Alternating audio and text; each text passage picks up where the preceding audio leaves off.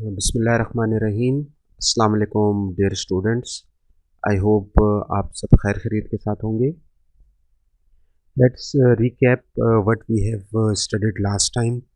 Last time मैंने आपको बताया था कि सॉफ्टवेयर इंजीनियरिंग के अंदर हम ब्रॉडली वी हैव 5 फेजेस। ये फेजेस हैं रिक्वायरमेंट, इंजीनियरिंग, देन डिज़ाइन, उसके बाद इम्प्लीमेंटेशन या कोडिंग का फ़ेज़ आ जाता है, फिर हमारे पास टेस्टिंग का फ़ेज़ है और फिर मेंटेनेंस का फ़ेज़ है।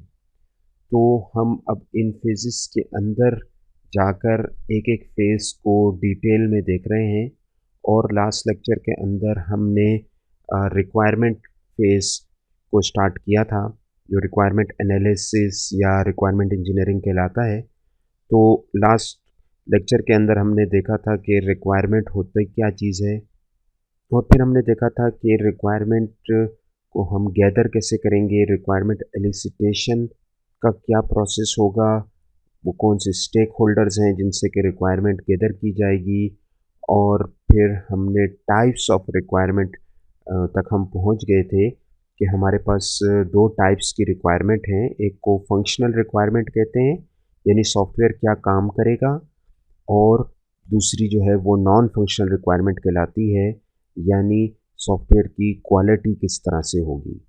तो हम यहाँ तक पहुँच गए थे और हमने कुछ एग्जांपल्स नॉन फंक्शनल रिक्वायरमेंट की देख ली थी। Now let's proceed further. आगे चलते हैं और देखते हैं कि हमारे पास रिक्वायरमेंट्स के डॉक्यूमेंट कौन कौन से हैं। तो हम दो तरह के डॉक्यूमेंट्स बनाएंगे रिक्वायरमेंट से रिलेटेड। पहले जो डॉक्यूमेंट है इसको कहते हैं requirement definition. Requirement definition basically एक लिस्ट ऑफ रिक्वायरमेंट होती है जो कि यूज़र चाह रहा है कि हमारे सॉफ्टवेयर के अंदर क्या क्या फंक्शनैलिटीज़ होनी चाहिए, जो कस्टमर हमें बताएगा कि इस सॉफ्टवेयर के अंदर ये फीचर्स होने चाहिए। फॉर एग्जांपल इसके अंदर सर्चिंग होनी चाहिए, इसके अंदर नए आइटम को ऐड करने की कोई फैसिलिटी होनी चाहिए, इसके अंदर हम रिकॉर्ड्स को अपडेट कर सकें। तो जो जो फंक्शनैलिटी कस्टमर चाह रहा है उसकी एक लिस्ट आप बनाएंगे and it is known as requirement definition. फिर इसके अंदर हम जो हमारी एंटिटीज़ हैं हम उनको भी डिस्क्राइब करते हैं। जैसे कि मैंने आपको पिछले लेक्चर में ही बताया था कि एंटिटीज़ का मतलब वो होता है कि जिसके बारे में आप इंफॉर्मेशन को सेव कर रहे हैं। जैसे एग्ज़ाम सिस्टम में स्टूडेंट हमारे पास एंटिटी होगा और टीचर्स एंटिटी होंगे, कोर्सेज एंटिटीज़ होंगी। इसी तरह अगर हम एक ऑनलाइन स्टोर बनाना चाह रहे हैं तो उसके अंदर कस्टमर एंटिटी होगा, उसकी आइटम जो है जो सेल परचेज हो रहा है वो एंटिटी होगा। तो इस तरह हमने रिक्वायरमेंट डेफिनेशन के अंदर एक लिस्ट बनानी है कि कस्टमर हमसे क्या चाह रहा है। दूसरे हमारे पास जो डॉक्यूमेंट है उसको कहते हैं रिक्वायरमेंट स्पेसिफिकेशन। स्पेसिफिकेशन का वर्ड जब भी आ जाए तो स्पेसिफिकेशन से मुराद होती है रिक्वायरमेंट को एक रिटन फॉर्म में लेकर आना, लिखना। ठीक है, तो रिक्वायरमेंट स्पेसिफिकेशन का मतलब ये है कि जो हमने रिक्वायरमेंट्स पहले डॉक्यूमेंट के अंदर मेंशन की है, अब हम उनको राइट डाउन कर रहे हैं और हम अब इस तरीके से उसको लिख रहे हैं ताकि उससे पता चल सके कि हमारा सिस्टम क्या क्या फंक्शनलिटी प्रोवाइड करेगा और सिस्टम किस तरह से बिहेव करेगा। तो वो एक सिंपल लिस्ट थी, लेकिन अब हम बाकायदा से एक डॉक्यूमेंट बना रहे हैं जिसके अंदर हम बता रहे हैं कि हमारा सिस्टम क्या क्या काम करेगा। हमारे पास रिक्वायरमेंट्स जो हम गैदर कर रहे हैं उसके अंदर क्या क्या कैरेक्टरिस्टिक्स होनी चाहिए। तो सबसे पहली कैरेक्टरिस्टिक तो रिक्वायरमेंट की ये होनी चाहिए कि वो करेक्ट हो, फॉल्स इंफॉर्मेशन पे बेस ना कर रही हो।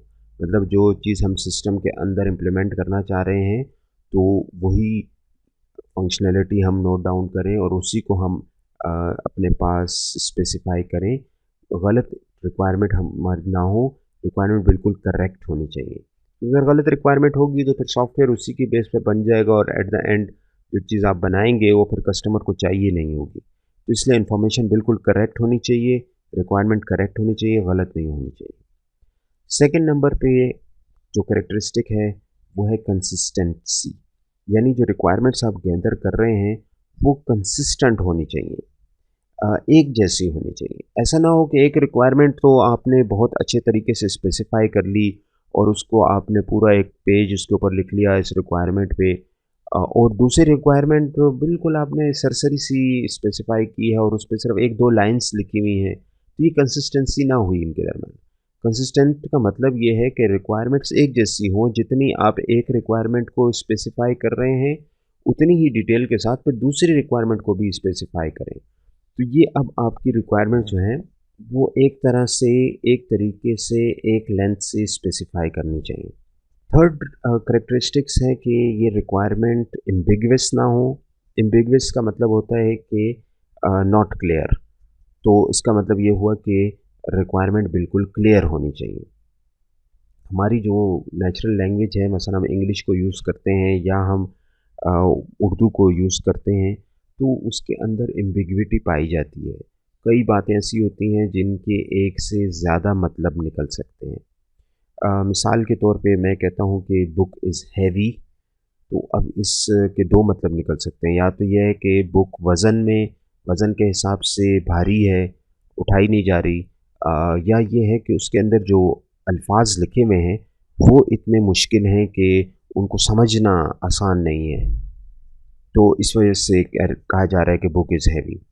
तो इसी तरह रिक्वायरमेंट भी ऐसी हो सकती है, मसलन आप एक लिफ्ट के अंदर गए हैं और वहाँ पे आपको रिक्वायरमेंट लिखी हुई नज़र आ रही है कि you must where the shoes, और दूसरी रिक्वायरमेंट है कि डॉग्स मस्ट बी कैरिड।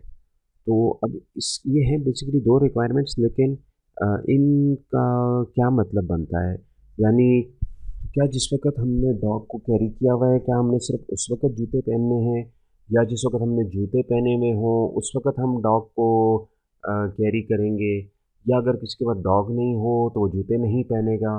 या अगर किसी ने जूते नहीं पहने हुए, तो डॉग को कैरी करेगा? तो ये इसमें कन्फ्यूजन हो सकती है, इसलिए जो रिक्वायरमेंट है उसकी एक कैरेक्टरिस्टिक्स ये है कि वो अनएम्बिगुअस होनी चाहिए। Then next characteristics is completeness. Requirement must be complete. अधूरी बात नहीं होनी चाहिए। जो भी रिक्वायरमेंट है वो कंप्लीट होनी चाहिए, यानी कि उसके अंदर तमाम चीज़ें कवर हो रही हों, कुछ बात रह ना जाए। Then next characteristics is feasible. वो रिक्वायरमेंट ऐसी होनी चाहिए जिनको कि इम्प्लीमेंट किया जा सके।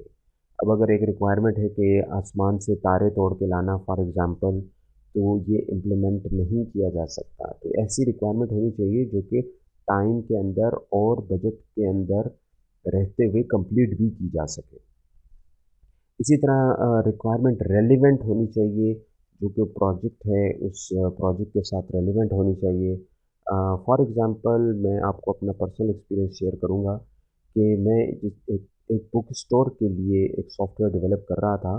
तो उसके अंदर बुक्स की सारी इंफॉर्मेशन मैंने सॉफ्टवेयर में डाल दी, लेकिन जो कस्टमर था वो ये चाह रहा था कि जो डेली एक्सपेंस हैं वो भी सिस्टम के अंदर आने चाहिए। तो डेली एक्सपेंस का वहाँ पे कुछ काम नहीं है, रेलेवेंसी नहीं है। Then next characteristic is testability. इसका मतलब ये है कि रिक्वायरमेंट्स जो आपने बनाई हैं वो उसको टेस्ट किया जा सकता है कि नहीं।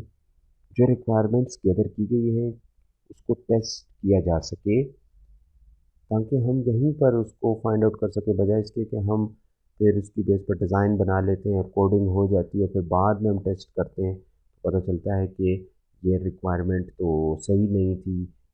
तो फिर वहाँ से वापस आना बड़ा मुश्किल होगा और उसके अंदर बहुत ज़्यादा एफ़र्ट और कॉस्ट इन्वॉल्व है। इसलिए रिक्वायरमेंट को यहीं पर अगर हम टेस्ट कर लें कि रिक्वायरमेंट ठीक है या नहीं है, तो ये बेहतर होगा। इसलिए एक कैरेक्टरिस्टिक रिक्वायरमेंट की है कि उनको टेस्टेबल होना चाहिए, आप उसको टेस्ट कर सकें। और आखिरी हमारे पास कैरेक्टरिस्टिक है कि रिक्वायरमेंट ट्रेसेबल हो। ट्रेसेबल का मतलब ये है कि इस रिक्वायरमेंट की बेस पर आगे सॉफ्टवेयर में कौन-सा पार्ट बनाया गया है, ये कौन-सी फंक्शनैलिटी सॉफ्टवेयर की इस रिक्वायरमेंट को पूरा कर सक रही है। तो बाद में हम उसको ट्रेस कर सकें कि हाँ, ये रिक्वायरमेंट जो हमने शुरू में स्पेसिफ़ाई की थी, अब उसके अगेंस्ट सॉफ्टवेयर का ये पोर्शन बन गया है।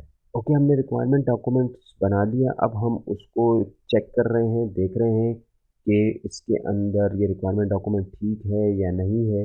तो हमने जो अभी पीछे कैरेक्टरिस्टिक्स पढ़ी हैं, हम उसी के हिसाब से इसको चेक करेंगे। सबसे पहले हम देखेंगे कि ये एम्बिगुअस तो नहीं है, जो रिक्वायरमेंट्स हमने यहाँ पर डॉक्यूमेंट के अंदर लिखी हैं, क्या ये क्लियर हैं या ये एम्बिगुअस हैं। इसके अंदर हमने देखना है कि जो टर्म्स इस्तेमाल हुई हुई हैं वो केयरफुली उनको हमने डिफ़ाइन किया है और उनको सही तरीके से हमने यूज़ किया है।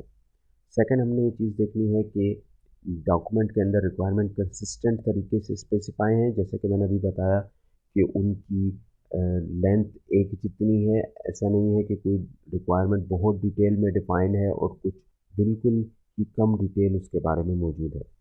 फिर इसी तरह वो रिक्वायरमेंट्स कंप्लीट हैं, वो अधूरी तो नहीं है, वेग तो नहीं है और इस तरह भी नहीं है कि कोई इनकम्प्लीट है, उनके अंदर कुछ बातें निकाल दी गई हैं। तो ऐसा तो नहीं है कहीं। फिर हमने देखना है कि इनको हम वेरीफाई कर सकते हैं, कोई जो टेस्टेबिलिटी की कैरेक्टरिस्टिक्स आ गई यहाँ पर कि रिक्वायरमेंट को हम यहाँ पे टेस्ट भी किया जा सकता है या नहीं किया जा सकता। और इसी तरह वो रियलिस्टिक हैं, फिज़िबल जो हमने अभी देखा कैरेक्टरिस्टिक क्या उनको इम्प्लीमेंट भी किया जा सकता है। ऐसी रिक्वायरमेंट्स तो नहीं है कि जिनको बिल्कुल इम्प्लीमेंट ही ना किया जा सकता हो, वो रियल ही ना हो। और फिर हमने देखना है कि इसके अंदर चेंज हो सकती है कि नहीं। हमारे पास कोई ऐसा प्लान मौजूद है जिसकी मदद से हम रिक्वायरमेंट के अंदर चेंज आ सकती है बाद में, या वो स्ट्रिक्ट रिक्वायरमेंट्स हैं और कभी चेंज नहीं होंगी। इसी तरह इसके अलावा हमने और चीज़ों को भी देखना है, जैसे कि हमारे पास ये चेक है कि रिक्वायरमेंट कहीं एक्स्ट्रा कंस्ट्रेंट्स तो नहीं डाल रहे प्रॉब्लम में। देखिए, हम सॉफ्टवेयर क्यों डेवलप कर रहे हैं? हम सॉफ्टवेयर इसीलिए डेवलप कर रहे हैं ताकि उस प्रॉब्लम को ख़त्म किया जाए। नॉर्मली बिज़नेस के अंदर कोई प्रॉब्लम आ जाती है और उस प्रॉब्लम को ख़त्म करने के लिए हम सॉफ्टवेयर को डेवलप करते हैं। जैसे मैंने आपको अपनी एग्ज़ाम्पल दी बुक सेलर की, तो एक बुक सेलर है, उसका बिज़नेस सही चल रहा है, लेकिन उसको रिकॉर्ड कीपिंग में मसला आ रहा है कि कौन-सी बुक्स इस वक़्त शॉप में आ रही हैं और कौन-सी बुक सेल हो रही हैं, कितने उसकी प्राइस है और कितना प्रॉफ़िट हो रहा है। तो इस चीज़ को मैनेज करने के लिए उसको हिसाब-किताब रखना मुश्किल हो रहा है, तो उसको एक ज़रूरत पेश आई, ज़रूरत को सॉल्व करने के लिए सॉफ्टवेयर बनाया जाता है। तो ऐसा तो नहीं है कि हमने जो रिक्वायरमेंट्स बनाई हैं, वो इसके ऊपर फ़र्दर कोई रिस्ट्रिक्शन लगा रही हो, इस प्रॉब्लम के ऊपर फ़र्दर कोई रिस्ट्रिक्शन तो नहीं लगा रही। तो ये भी एक अच्छा चेक है ड्यूरिंग द रिव्यूइंग प्रोसेस। इसी तरह फिर हम देखेंगे कि जो इसके अलावा अल्टरनेटिव्स हैं, क्या उनको कंसिडर किया गया है और उनको एक्सप्लोर किया गया है? देखिए, हर प्रॉब्लम को सॉल्व करने के मुख्तलिफ तरीके हो सकते हैं। अगर एक प्रॉब्लम है, फॉर एग्ज़ाम्पल अगर छत लीक है, उसमें से पानी गिर रहा है, तो ये एक प्रॉब्लम है। अब इसको सॉल्व करने के लिए मुख्तलिफ तरीके हो सकते हैं। कोई एक सॉल्यूशन देगा, कोई दूसरा सॉल्यूशन देगा, तो इसको अल्टरनेटिव्स बोलते हैं। तो क्या अल्टरनेटिव्स को चेक किया गया है, उनको कंसिडर किया गया है और उनको एक्सप्लोर किया गया है? तो ये भी हमने देखना होगा कि क्या सिर्फ़ एक ही तरीका है जिससे सॉफ्टवेयर बनते हैं, यानी कोई और तरीका भी है जिससे कि ये प्रॉब्लम सॉल्व किया जा सकता है। और फिर हमने प्रेज़ेंटेशन को भी देखना है कि जो रिक्वायरमेंट डॉक्यूमेंट है वो बिल्कुल क्लियर तरीके से कंसाइज़ प्रिसाइज़ तरीके से उसकी प्रेज़ेंटेशन हो रही है, रिक्वायरमेंट्स बिल्कुल क्लियर लिखी हुई हैं, उनकी बाकायदा नंबरिंग हुई हुई है, रिक्वायरमेंट नंबर 1, फिर सब नंबरिंग हुई हुई है 1.1 और कंसाइज़ तरीके से बिल्कुल अच्छी तरीके से इसको प्रेज़ेंट किया गया है या नहीं किया गया है। इसी तरह पर जो कॉम्प्लेक्स ऑब्जेक्ट्स हैं और उनके बिहेवियर्स हैं, उनके लिए हम डायग्राम्स का भी सहारा ले सकते हैं, क्योंकि अल्फाज से हर चीज़ क्लियर नहीं बताई जा सकती। A picture is worth of thousand words. तो इस बीच में हम अगर पिक्चर्स डाल रहे हैं, डायग्राम्स डाल रहे हैं, तो उससे चीज़ें ज़्यादा अच्छी क्लियर हो जाएंगी। और आखिरी जो चेक है वो यही है कि हम ये कंफर्म करें कि ये जो हमने डॉक्यूमेंट्स में रिक्वायरमेंट लिखी हैं, यही कस्टमर चाह रहा है। ऐसा ना हो कि कस्टमर कुछ और चाह रहा हो और हमने गलत समझ लिया हो और गलत चीज़ अपने पास डॉक्यूमेंट में लिख दी हो। तो यहाँ पर अब एक बात हमने एक चीज़ देखी कि रिक्वायरमेंट चेंज भी हो सकती है। इनकी रीज़न क्या है, रिक्वायरमेंट क्यों चेंज हो सकती हैं? तो पहली रीज़न है पुअर कम्युनिकेशन। कम्युनिकेशन सही तरीके से नहीं हुई, कस्टमर ने अपना मसला सही तरीके से नहीं बताया और जो डेवलपर है उसको बात सही तरीके से समझ नहीं आई। तो इस वजह से रिक्वायरमेंट्स एक दफ़ा लिखी गई हैं, फिर बाद में जाके पता चला कि नहीं, कस्टमर तो कुछ और चाह रहा था और डेवलपर ने गलत समझा है और गलत नोट किया है, तो अब रिक्वायरमेंट को चेंज करना पड़ेगा। Second reason is inaccurate requirement analysis.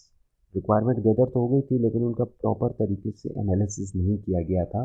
जैसा कि हमने पिछली स्लाइड में देखा है कि आप रिक्वायरमेंट को चेक करते हैं मुख्तलिफ एस्पेक्ट से। तो वहाँ पर अगर रिक्वायरमेंट का एनालिसिस सही तरीके से नहीं किया गया, so that can be a reason कि हमारे पास रिक्वायरमेंट गलत रह गई हों और उनको फिर बाद में चेंज करना पड़ेगा। इसी तरह third reason is failure to consider alternatives. Alternatives आपने नहीं देखे और आपने अपना रिक्वायरमेंट्स के गैदर करके उस पे काम स्टार्ट कर लिया, लेकिन बाद में पता चला कि जो सॉल्यूशन आप दे रहे हैं वो इंतहाई मुश्किल सॉल्यूशन है या उसके फ़ायदे कम हैं और उससे आसान अल्टरनेटिव मौजूद था, जिसको कंसिडर ही नहीं किया गया या वो ज़्यादा फ़ायदे दे रहा है, तो फिर बाद में हमें चेंजेस करनी पड़ेंगी। इसी तरह ये भी हो सकता है कि नए यूज़र्स आ जाएँ। जिस वक़्त हमने रिक्वायरमेंट्स गैदर की थी उस वक़्त नए यूज़र्स नहीं थे, लेकिन बाद में नए यूज़र्स आ गए और अब नए यूज़र्स ने आके नई-नई रिक्वायरमेंट बताना शुरू कर दी। और इसी तरह ये भी है कि कस्टमर के गोल्स चेंज हो गए हैं। पहले उसको इतना आइडिया नहीं था, लेकिन जब आपने अब उसके साथ इंटरेक्शन शुरू की है और आपने उसको समझाया है और प्रोटोटाइप्स दिखाए हैं, तो अब उसको सॉफ्टवेयर की अच्छी तरह से समझ आ गई है या ज़्यादा बेहतर तरीके से अब वो अपनी बात को एक्सप्लेन कर सक रहा है, तो उसके गोल्स चेंज हो गए हैं। अब वो बीच में और नई-नई फ़रमाइशें कर रहा है कि नहीं, अब सॉफ्टवेयर में ये भी डाल दें, ये भी डाल दें। तो इससे रिक्वायरमेंट चेंज हो जाएगी। जैसे कि मैंने अपनी एग्ज़ाम्पल दी कि एक्चुअल प्रोजेक्ट जो था वो बुक स्टोर से रिलेटेड था, लेकिन उसके अंदर फिर कस्टमर ने उस वक़्त के साथ अपने गोल्स को चेंज किया और उसके अंदर फिर और नई-नई फ़रमाइशें की कि अब इसके अंदर जो हमारे डेली एक्सपेंसेस हैं वो भी सॉफ्टवेयर के अंदर होने चाहिए। तो इससे बचने का बेस्ट तरीका ये है कि जिस वक़्त एक रिक्वायरमेंट फाइनल हो जाती है, उस वक़्त आप कस्टमर के साथ एक एग्रीमेंट कर लेते हैं कि भाई ये रिक्वायरमेंट्स हैं 5 या 10 और मेरा सॉफ्टवेयर इसी पे बनेगा। अगर आपकी with the passage of time या आज के बाद अगर कभी आपकी रिक्वायरमेंट चेंज होगी, तो वो फिर इस वर्ज़न का, इस कॉन्ट्रैक्ट का हिस्सा नहीं होंगी। इस कॉन्ट्रैक्ट में मैंने ये 5 या 10 रिक्वायरमेंट्स को ही बनाना है और उसके इतने कॉस्ट होगी। बाद में अगर आप रिक्वायरमेंट चेंज करते हैं, तो वो फिर सॉफ्टवेयर का नेक्स्ट वर्ज़न होगा और उसकी फिर अलहदा से कॉस्ट होगी और वो फिर हम एक सेकंड कॉन्ट्रैक्ट करेंगे। तो जब आप इस तरह से कस्टमर को बाउंड कर देते हैं, उससे आपकी लाइफ़ आसान हो जाती है बीइंग सॉफ्टवेयर इंजीनियर और फिर कस्टमर भी बार-बार अपनी रिक्वायरमेंट्स को चेंज नहीं कर सकता क्योंकि आपने उसको एक कॉन्ट्रैक्ट में बाउंड कर दिया है। अगर वो रिक्वायरमेंट चेंज करेगा तो उसके लिए या तो एक्स्ट्रा पे करेगा या फिर नया कॉन्ट्रैक्ट करेगा। Okay, next reason is new customer environment. Customer किसी नई एनवायरनमेंट में चला जाता है और उसकी वजह से उसकी रिक्वायरमेंट चेंज हो सकती हैं। इसी तरह नई टेक्नोलॉजी की वजह से रिक्वायरमेंट चेंज हो सकती हैं। फॉर एग्ज़ाम्पल पहले सी प्लस प्लस में कोडिंग हुई हुई थी पुराने सिस्टम की और अब कस्टमर चाह रहा है कि जावा के अंदर कोडिंग हो। पहले विंडो 7 थी, अब विंडो 10 आ गई है। पहले पुराने कंप्यूटर्स पड़े हुए थे, अब नए कंप्यूटर्स आ गए हैं। तो ये सारी रीज़न्स हैं जिसकी वजह से रिक्वायरमेंट चेंज हो सकती है। इसी तरह रिक्वायरमेंट चेंज होने की एक और वजह कंपटीशन भी है। कस्टमर जिस ऑर्गेनाइजेशन में काम कर रहा है, जिस जगह पे काम कर रहा है, उसका एक कॉम्पिटिटर है। उसने एक अ, अच्छा सॉफ्टवेयर बना लिया है अपने लिए। तो अब कस्टमर ने उसको देखा है कि उन्होंने कहा यार इन्होंने तो बड़ा अच्छा सॉफ्टवेयर बना लिया है। वहाँ से कस्टमर ने आइडिया लिया और अब आगे वो आपको बता रहा है कि नहीं, नहीं, पहले जो मैंने बातें बताई थी उसके साथ-साथ अब ये चीज़ ऐड कर लें या उन उन रिक्वायरमेंट्स को चेंज कर लें। Competition can be a reason for changing requirement. So software is scene as malleable, यानी सॉफ्टवेयर को लोग समझते हैं कि इसके अंदर चेंजेस करना बहुत ही आसान है और इसका तो नाम ही सॉफ्ट है ना।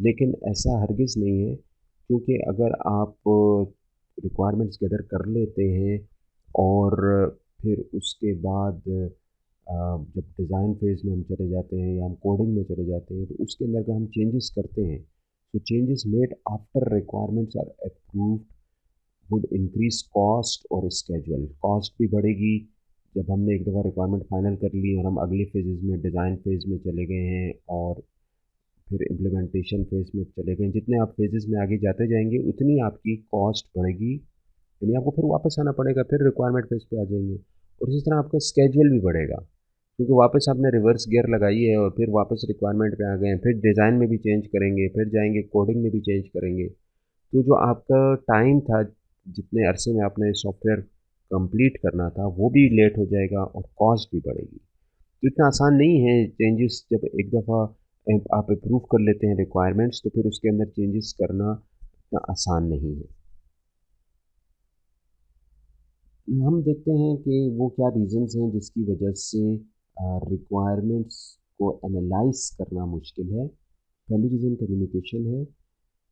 कम्युनिकेशन का मतलब ये है कि जो कस्टमर है और डेवलपर है, इनके दरमियान कोई मिसअंडरस्टैंडिंग है, जिसकी वजह से ये एनालिसिस डिफ़िकल्ट हो गया है। जो डेवलपर है, वो डोमेन को सही तरीके से नहीं समझ पा रहा। मिसाल के तौर पे हम फाइनेंशियल सिस्टम के बारे में कोई सॉफ्टवेयर बना रहे हैं, तो जो सॉफ्टवेयर इंजीनियर है, उसको फाइनेंस का पता नहीं है। क्रेडिट डेबिट क्या होता है या बैलेंस शीट कैसे बनाई जाती है, तो उसको सही तरह से आइडिया नहीं हो रहा।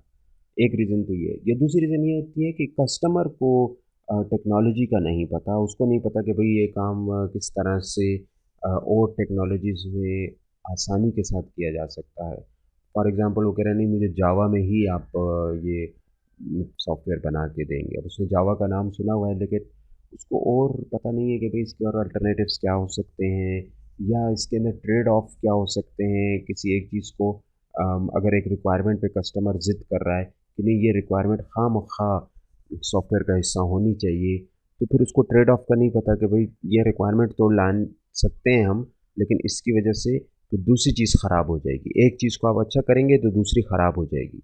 तो कस्टमर इन चीज़ों को नहीं समझ रहा और एनालिस्ट या डेवलपर जो है वो डोमेन को नहीं समझ रहा।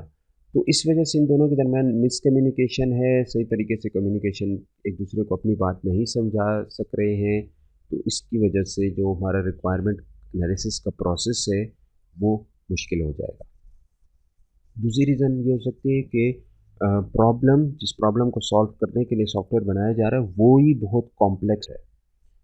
तो उसके अंदर हमारे पास इनकंसिस्टेंसी है। जब हमने प्रॉब्लम को डिफ़ाइन किया है, वो सही तरीके से डिफ़ाइन नहीं है। इनकंसिस्टेंसी मैं आपको पहले बता चुका हूँ कि कुछ रिक्वायरमेंट्स तो डिटेल में स्पेसिफ़ाई हुई हैं और कुछ बिल्कुल सरसरी सी स्पेसिफ़ाई हुई हैं। तो कोई कंसिस्टेंसी नहीं है प्रॉब्लम को डिफ़ाइन करने के दौरान। इसी तरह वो रिक्वायरमेंट्स या प्रॉब्लम जो है वो इनकम्प्लीट है, उसके अंदर कुछ चीज़ें डाली गई हैं और कुछ चीज़ें निकाल दी गई हैं और इसी तरह उसकी जो डिटेल है वो सही तरीके से प्रोवाइड नहीं की गई। तो इन सारी बातों से क्लियर पिक्चर हमारे सामने नहीं आ रही। इनकम्प्लीटनेस की वजह से कंप्लीट नहीं है रिक्वायरमेंट्स, कंसिस्टेंट नहीं है और सही डिटेल्स प्रोवाइड नहीं की गई। इस वजह से वो हमारे पास जो प्रॉब्लम है, वो सही तरह से समझ नहीं आ रहा, वो कॉम्प्लेक्स है। तो as a result requirement analysis difficult हो जाएगा। Then we need to accommodate the change. Change आ जाती है, फिर हमने उसको एकोमोडेट करना है, उसका फिर हमने कोई ना कोई हल निकालना है। लेकिन मसला ये है कि ये चेंज को प्रिडिक्ट करना बड़ा मुश्किल है कि चेंज कब आएगी, रिक्वायरमेंट के अंदर कब चेंज आएगी। चेंज कब आएगी, क्या वो डिज़ाइन फेज़ के अंदर आएगी या कोडिंग के दौरान आएगी या टेस्टिंग के दौरान आएगी, मेंटेनेंस के दौरान आएगी, किस वक़्त चेंज आएगी। इसी तरह फिर उसका प्लान बनाना भी मुश्किल है कि अगर चेंज आ गई तो फिर उसको हम हैंडल कैसे करेंगे, क्योंकि उसको प्रिडिक्ट करना मुश्किल है, इसलिए उसके लिए फिर प्लान बनाना भी मुश्किल है। डिज़ाइन में अलग प्लान होगा और कोडिंग के दौरान अगर चेंज आ जाती है तो उसका अलग प्लान होगा। इसी तरह फिर जब अगर हम चेंज आ जाएगी तो उससे असर क्या होगा हमारे पूरे प्रोजेक्ट के ऊपर, तो उसका भी अंदाज़ा लगाना मुश्किल है कि हमारी एक नई चीज़ आने से उसका इम्पेक्ट क्या होगा डिज़ाइन के ऊपर, कोडिंग के ऊपर। ये भी हमारे रिक्वायरमेंट एनालिसिस को डिफ़िकल्ट बना देता है। सो लॉस ऑफ मोशन आपने पढ़े होंगे। आज हम देखते हैं कि सॉफ्टवेयर इंजीनियरिंग का क्या लॉ है। First law of software engineering is that no matter where you are in the system life cycle the system will change. आप लाइफ साइकिल में कहीं पर भी हैं, रिक्वायरमेंट फेज में हैं, डिज़ाइन फेज में हैं, इम्प्लीमेंटेशन फेज में हैं, कोडिंग कर रहे हैं, सिस्टम चेंज होगा and desire to change it will persist throughout the life cycle. और ये जो डिज़ायर है, ये जो ख्वाहिश है चेंज की, ये लाइफ साइकिल में चलती रहेगी। तो be ready for the change. ठीक है, फर्स्ट लॉ ये कह रहा है कि सिस्टम चेंज होगा। नेक्स्ट वी सी कि हमारे पास रिक्वायरमेंट फेज के अंदर क्या प्रोडक्ट्स आएंगी, उसका आउटपुट क्या होगा। तो एक तो मैंने आपको बताया कि हमारे पास एक स्पेसिफिकेशन डॉक्यूमेंट बन जाएगा जिसको हम रिक्वायरमेंट स्पेसिफिकेशन डॉक्यूमेंट या रिक्वायरमेंट स्पेसिफिकेशन रिपोर्ट कहते हैं। ये स्पेसिफिकेशन डॉक्यूमेंट बेसिकली एक एग्रीमेंट है between the customer end developer. इसके अंदर हम ये चीज़ स्पेसिफाई करते हैं कि कौन कौन सी रिक्वायरमेंट्स इस सॉफ्टवेयर का हिस्सा होंगी और डेवलपर कौन कौन सी रिक्वायरमेंट्स को बनाएगा और इस सॉफ्टवेयर के अंदर क्या क्या चीज़ें मौजूद होंगी, यानी कि फंक्शनल रिक्वायरमेंट्स और नॉन फंक्शनल रिक्वायरमेंट्स। इसी की बेस पर फिर हम सॉफ्टवेयर को वैलिडेट भी कर सकते हैं। जब सॉफ्टवेयर कंप्लीट हो जाएगा तो यही हमारा रिक्वायरमेंट स्पेसिफिकेशन डॉक्यूमेंट एक वैलिडेशन क्राइटेरिया के तौर पर इस्तेमाल होगा। फिर हम चेक करेंगे कि शुरू में जो हमने रिक्वायरमेंट्स को स्पेसिफाई किया हुआ था इस डॉक्यूमेंट के अंदर, जो जो रिक्वायरमेंट्स लिखी हुई थी, तो जब सॉफ्टवेयर कंप्लीट हो जाएगा फिर हम इसी डॉक्यूमेंट को एज अ वैलिडेशन क्राइटेरिया के तौर पे यूज़ करेंगे और चेक करेंगे कि क्या ये तमाम रिक्वायरमेंट्स फाइनल सॉफ्टवेयर के अंदर आ गई हैं या नहीं आ गई। इसी तरह इस रिक्वायरमेंट स्पेसिफिकेशन डॉक्यूमेंट के अंदर हमारे पास जो प्रॉब्लम स्टेटमेंट है वो भी स्पेसिफाई की जाएगी, यानी कि वो क्या प्रॉब्लम है जिसको सॉल्व करने के लिए सॉफ्टवेयर बनाया जा रहा है। इसके अंदर एक्सटर्नल बिहेवियर भी आ जाता है और सिस्टम के अंदर अगर कोई रिस्ट्रिक्शंस हैं, कंस्ट्रेंट्स हैं सिस्टम के ऊपर, तो वो भी इसके अंदर आ जाते हैं। दूसरी चीज़ जो है रिक्वायरमेंट फेस की प्रोडक्ट्स में वो यूज़र मैनुअल्स हैं। प्रिलिमिनरी यूज़र मैनुअल्स बनाए जाते हैं। यूज़र मैनुअल्स ऐसी डॉक्यूमेंट्स होते हैं जो कि यूज़र को गाइड करते हैं कि उसने सिस्टम को कैसे यूज़ करना है। Then we may have a prototype, ये भी इसका एक आउटपुट हो सकता है। प्रोटोटाइप पे हमने पहले भी बात की थी कि ये वर्किंग मॉडल होते हैं सॉफ्टवेयर का, और हम उस वक्त यूज़ करते हैं जब यूज़र को अपनी रिक्वायरमेंट्स क्लियर नहीं है, तो फिर हम उसको एक मॉडल सा बना के, सॉफ्टवेयर का एक मॉडल बना के देते हैं। ये हमने डिलीवर नहीं करना होता, यूज़र को देना नहीं होता, लेकिन ये हम इसलिए यूज़ करते हैं कि हम यूज़र से रिक्वायरमेंट अच्छी तरह से गैदर कर सकें। नॉर्मली हम प्रोटोटाइप उस वक्त ही बना सकते हैं जब हमारे पास रिसोर्सेज अवेलेबल हैं, हमारे पास टाइम है कि हम एक वर्किंग मॉडल बना रहे हैं, पैसा है हमारे पास। तो जब रिसोर्सेज अवेलेबल होते हैं तब हम प्रोटोटाइप बनाते हैं, और यूज़र की इंटरेक्शन जहाँ पर इम्पोर्टेंट है तो वहाँ पर हम फिर प्रोटोटाइप को डेवलप करते हैं। लेकिन ये हम यूज़र को देंगे नहीं, ये हमने सिर्फ इसलिए बनाया है ताकि हम रिक्वायरमेंट को मज़ीद अच्छे तरीके से अंडरस्टैंड कर सकें। और फिर ये रिक्वायरमेंट की जो डॉक्यूमेंट बनाया है इसका फिर कस्टमर भी रिव्यू करेगा और इसको डेवलपर भी रिव्यू करेंगे। दोनों की जो रिव्यू रिपोर्ट होगी that would be another product. दोनों फिर बताएंगे कि भाई ये जो रिक्वायरमेंट स्पेसिफिकेशन हुई है ये ठीक है या नहीं, इसके अंदर कुछ चेंजेस की ज़रूरत है, हमें दोबारा एटरेशन करनी पड़ेगी। अक्सर ऐसे ही होता है कि एटरेशन हमें रिक्वायर्ड होती है और उसके अंदर कोई चीज़ अगर हमने चेंज करनी है तो वो यहाँ पर हमें रिव्यू के अंदर पता चल जाएगा। कस्टमर भी रिव्यू करेगा और डेवलपर भी रिव्यू करेगा, और दोनों की रिव्यू की जो रिपोर्ट होगी that would be another product. अब हम मॉडलिंग नोटेशन पे थोड़ी सी बात करते हैं। ये बहुत ही ज़रूरी है कि हम स्टैंडर्ड नोटेशंस यूज़ करें मॉडलिंग के लिए, और इसी तरह डॉक्यूमेंटेशन के लिए और कम्युनिकेटिंग डिसीजंस के लिए। तो अगर आप अपनी बनाई हुई कोई नोटेशन यूज़ करते हैं तो दूसरे लोग उसको समझ नहीं सकेंगे, इसलिए स्टैंडर्ड नोटेशंस यूज़ करनी चाहिए। मिसाल के तौर पे फ़्लो चार्ट है, तो फ़्लो चार्ट के अंदर जो सिंबल्स बने हुए हैं, वो एक स्टैंडर्ड सिंबल है, उसको एक्सप्लेन करने की ज़रूरत नहीं होती कि उसके अंदर अगर एक डायमंड का साइन आ जाए तो it refers to decision making, और उसके अंदर इनपुट के लिए अपने साइन है, आउटपुट के लिए अपने साइन है, तो वो स्टैंडर्ड है। इसी तरह हम आगे चल के जब हम डिज़ाइन फेज़ में जाएंगे तो वहाँ पे हम यूएमएल को स्टडी करेंगे, यूनिफाइड मॉडलिंग लैंग्वेज। तो वो भी एक स्टैंडर्ड वे है सॉफ्टवेयर को मॉडल करने का। मॉडलिंग के लिए आपने और डॉक्यूमेंटेशन के लिए स्टैंडर्ड नोटेशंस को यूज़ करना है, नंबर वन। नंबर टू ये कि मॉडलिंग रिक्वायरमेंट को समझने के लिए बहुत ही हेल्प देती है, क्योंकि मॉडल्स हमें बताते हैं कि कोई बिहेवियर अभी क्लियर नहीं है या उसके बारे में कुछ इन्फॉर्मेशन नहीं है। इसी तरह अगर मल्टीपल आउटपुट्स या आपस में कन्फ्लिक्टिंग आउटपुट्स निकल रहे हैं और सेम इनपुट आ रहा है सिस्टम के अंदर, तो इसका मतलब ये है कि हमारी रिक्वायरमेंट्स के अंदर इनकन्सिस्टेंसी है। तो ये चीज़ें हमें किस वक्त पता चलती हैं, जब हम किसी चीज़ का मॉडल बनाते हैं। अगर मॉडल नहीं बनाएंगे और खाली हमने स्पेसिफिकेशन की होगी तो फिर उससे हमें ये दोनों फैक्टर्स का फाइंड होना ज़रा सा मुश्किल है। अब हम देखते हैं कि हमने एक अगर हमारे सामने प्रॉब्लम आ जाता है तो हमने क्या करना है, कैसे हमने स्टार्ट करना है, फिर आगे प्रोसीड कैसे करना है। सबसे पहले बात तो ये है कि हमने रिक्वायरमेंट से स्टार्ट करना है, यानी हमने जो गोल्स हैं उनको कैप्चर करना है, और सिस्टम के ऊपर जो कंस्ट्रेंट्स हैं, जो रिस्ट्रिक्शंस हैं, उनको हमने सबसे पहले कैप्चर करना है। नंबर सेकंड पे हमने एनवायरमेंटल एजम्पशंस करनी है कि एनवायरनमेंट से हम क्या सपोज कर रहे हैं और कौन सी कंडीशंस को हम कंसिडर कर रहे हैं। देन सेकंड नंबर पे हम यूज़ केस एनालिसिस करेंगे ताकि हम अपनी रिक्वायरमेंट को बेहतर तरीके से समझ जाएं। यूज़ केस का मतलब होता है कि आप एक सिस्टम को किस तरीके से यूज़ कर रहे हैं। फॉर एग्ज़ाम्पल एक एटीएम मशीन है तो उसके अंदर आप उसको कैसे यूज़ करेंगे।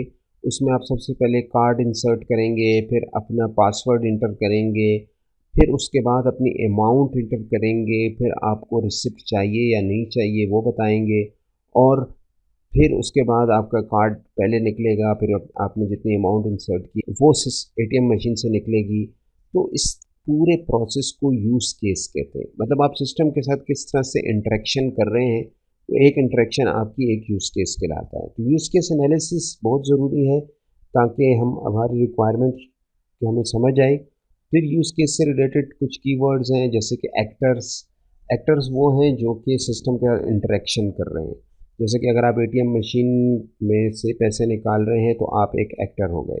तो हमने एक्टर्स को फाइंड आउट करना है और हमने यूज़ केसेस को फाइंड आउट करना है कि सिस्टम के अंदर कौन कौन से एक्टर्स हैं, यानी कौन से लोग सिस्टम का इंटरेक्ट कर रहे हैं और उनको किस तरीके से इस्तेमाल किया जा सकता है सिस्टम को, तो वो हमने आइडेंटिफाई करना है। इस पूरे प्रोसेस को यूज़ केस एनालिसिस कहते हैं। थर्ड नंबर पे हमने एक कंसेप्चुअल मॉडल बनाना है सिस्टम का, यानी हमने एक क्लास डायग्राम बनानी है। ये क्लास डायग्राम भी यूएमएल का पार्ट है और आपने इससे पहले भी इसका नाम सुना होगा। हमने कंसेप्चुअल क्लास डायग्राम बनानी। क्लास डायग्राम के अंदर बेसिकली हम क्या बनाते हैं, हम एंटिटी को स्पेसिफाई करते हैं कि एक एंटिटी के बारे में उसकी क्या क्या डेटा एट्रीब्यूट्स क्या होंगे, इसको हम डेटा से रिप्रेजेंट करते हैं, या सादा अल्फाज में वेरिएबल से रिप्रेजेंट करते हैं, और उसका बिहेवियर क्या होगा। तो इसी क्लास डायग्राम की मदद से फिर बाद में कोडिंग पे फिर हम क्लास एक्चुअल क्लास बनाते भी हैं, चाहे आप सी प्लस प्लस में प्रोग्रामिंग कर रहे हैं, जावा में कर रहे हैं, पैथॉन में कर रहे हैं। तो ये क्लास डायग्राम के अंदर यहाँ पर हमने इसको स्पेसिफाई करना है कि इसके एट्रीब्यूट्स क्या होंगे किसी एंटिटी के, और उसका बिहेवियर क्या होगा। अच्छा, उसके बाद फिर हम इंटरेक्शन डायग्राम्स यूज़ करते हैं। तो ये किसका मकसद ये होता है कि जो हमने यूज़ केसेस बनाए हैं उसको हम ज़्यादा अच्छे तरीके से फिर क्लैरिफाई कर सकें। फिर इंटरेक्शन डायग्राम के अंदर एक्टिविटी डायग्राम आ जाती है। ये यूज़ होती है कि आपके सिस्टम के अंदर प्रोसेसिंग किस तरह से हो रही है। सीक्वेंस डायग्राम आ जाती है जिसमें हमें बताया जाता है कि कौन से ऑपरेशन पहले नंबर पे हो रहा है और कौन सा ऑपरेशन उसके बाद हो रहा है।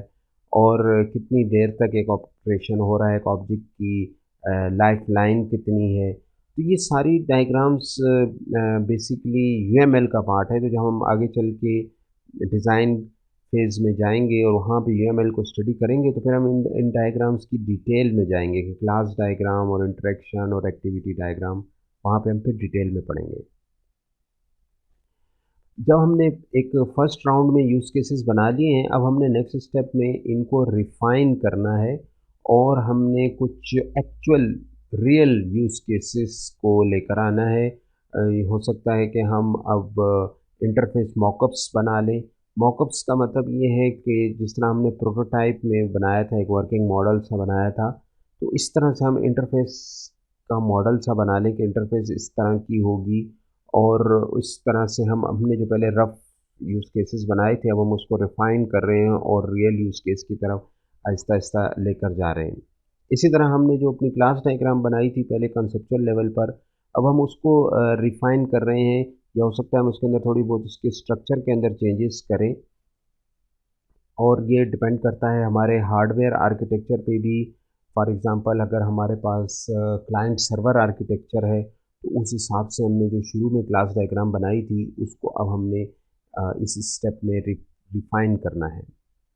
इसी तरह जो हमारे हमने मॉडल्स बनाए हैं, हमने उनको भी रिफ़ाइन करना है और एक्सपेंड करना है, जब तक कि हम कंफर्टेबल हो जाएँ और हमें समझ आ जाए कि भई इसकी रिक्वायर्ड बिहेवियर क्या होगा इस मॉडल का, तब तक हम ये प्रोसेस करते रहेंगे और रिफ़ाइन करते रहेंगे।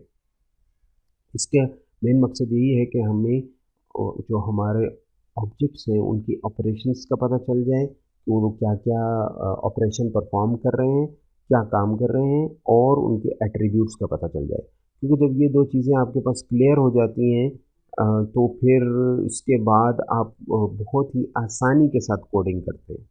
देखिए, एक तो पाकिस्तानी तरीका है, हम लोग क्या करते हैं कि हम पहले ही जाके कोडिंग से स्टार्ट कर लेते हैं, फिर वहाँ जाके सोचते हैं और फिर वहाँ पर हम आइडेंटिफ़ाई करते हैं कि ये वेरिएबल्स बनाया जाए या ना बनाया जाए। लेकिन ये तरीका सही नहीं है। एक्चुअली आपने रिक्वायरमेंट फेज़ से ही में अपने ये सारे काम करने होते हैं कि आप ऑब्जेक्ट्स को, एंटिटीज़ को आइडेंटिफ़ाई करते हैं और उनके एट्रिब्यूट्स के बारे में सोचते हैं कि इनके क्या-क्या एट्रिब्यूट्स होंगे, क्या कैरेक्टरिस्टिक्स होंगी, और वो फिर आखिर में जब कोडिंग लेवल पे जाते हैं तो वो वेरिएबल्स के ज़रिए रिप्रेज़ेंट किए जाते हैं। वहाँ पे फिर हमें सोचने की ज़रूरत नहीं है। सोचना हमने रिक्वायरमेंट फ़ेज़ में और डिज़ाइन फ़ेज़ में। इस तरह ऑपरेशन क्या परफ़ॉर्म हो करेगी एक एंटिटी, तो वो भी हमने रिक्वायरमेंट फ़ेज़ और डिज़ाइन फ़ेज़ में इसको बनाना है। रिक्वायरमेंट फ़ेज़ के अंदर हम आइडेंटिफ़ाई कर लेंगे और डिज़ाइन के अंदर फिर हम उसको डिज़ाइन करेंगे, और कोडिंग के अंदर फिर वही ऑपरेशन फंक्शंस की शक्ल इख्तियार कर लेते हैं। तो ये प्रोसेस कैसे रैप अप कैसे होगा, इसके लिए हम अपनी क्लास डायग्राम को रिफ़ाइन करेंगे। जो भी आप प्लेटफ़ॉर्म यूज़ कर रहे हैं और लैंग्वेज की प्रॉपर्टीज़ के ऊपर बेस करते हुए हमने अपनी क्लास डायग्राम को रिफ़ाइन करना है। मसलन हम सी प्लस प्लस यूज़ कर रहे हैं, जावा यूज़ कर रहे हैं, तो उस हिसाब से फिर हमने अपनी क्लास डायग्राम को रिफ़ाइन करना है। और अब हम इसके अंदर स्पेसिफायर्स लगा देंगे, एक्सेस स्पेसिफायर्स जैसे पब्लिक, प्राइवेट, और इसी तरह हम क्लास की लाइब्रेरीज इसके अंदर इंक्लूड कर सकते हैं। देन हम अपने ऑपरेशंस को आइडेंटिफाई करेंगे। ऑपरेशंस से मुराद ये है कि हमारे सॉफ्टवेयर के अंदर एंटिटीज़ क्या-क्या काम कर रही हैं। इसमें सिर्फ गेटर्स और सेटर्स वाले फंक्शंस हमने नहीं आइडेंटिफाई करने। जिसके अंदर गेट के अंदर आपको पता होगा, अगर आपने सी प्लस प्लस और जावा में काम किया हुआ है, तो सेटर्स वो फंक्शंस होते हैं जिसके अंदर हम वेरिएबल्स को वैल्यू देते हैं, और गेटर्स वो फंक्शन होते हैं जिनकी मदद से हम वो वैल्यू वेरिएबल से लेकर प्रिंट कराते हैं। तो यहाँ पर हमने अब हर एक ऑपरेशन को आइडेंटिफाई करना है और उसके बारे में लिखना है कि ये ऑपरेशन क्या-क्या काम करेगा। Then we have to define a collection of invariants for each class. फिर इसके बाद हमने हर एक क्लास के इनवेरिएंट्स को डिफाइन करना है, और आखिर में हमने इन सब चीज़ों को इम्प्लीमेंट करना है। क्लास इनवेरिएंट्स ऑब्जेक्ट ओरिएंटेड प्रोग्रामिंग का एक कॉन्सेप्ट है। इनवेरिएंट्स के अंदर हम ऑब्जेक्ट की स्टेट को सेव करते हैं, फिर क्लास के फंक्शंस जब लिखे जाते हैं तो वो इस इन्वेरिएंट की वैल्यू को प्रिजर्व करने की कोशिश करते हैं। और फिर जिस वक्त हम डिफरेंट सिस्टम कॉल्स करते हैं, तो वहाँ पर ये चांसेस होते हैं कि इन्वेरिएंट की वैल्यू चेंज हो जाएगी। फिर उसके लिए म्यूटेक्स का कॉन्सेप्ट आता है ताकि हम क्रिटिकल सेक्शंस बना सकें, और फिर उसके अंदर इन्वेरिएंट की वैल्यू को लॉक कर दिया जाता है ताकि एक वक्त में सिर्फ एक फंक्शन इसकी वैल्यू को एक्सेस कर सके। तो ये सारे कॉन्सेप्ट बेसिकली ऑब्जेक्ट ओरिएंटेड के कॉन्सेप्ट हैं। नाउ लेट्स सी कि एनालिसिस के अंदर हमने कौन से स्टेप्स करने हैं। तो सबसे पहले जो हमने एक काम करना है वो हम प्रॉब्लम स्टेटमेंट को हमने फाइंड करना है।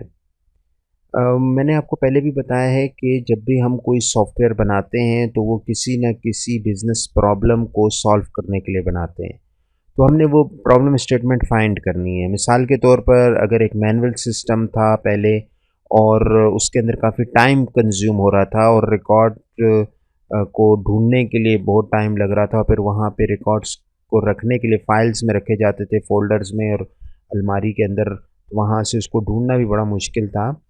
तो प्रॉब्लम स्टेटमेंट ये थी कि फाइंडिंग और सर्चिंग ऑफ रिकॉर्ड मुश्किल थी। इस वजह से अब आप एक नया सिस्टम बना रहे हैं।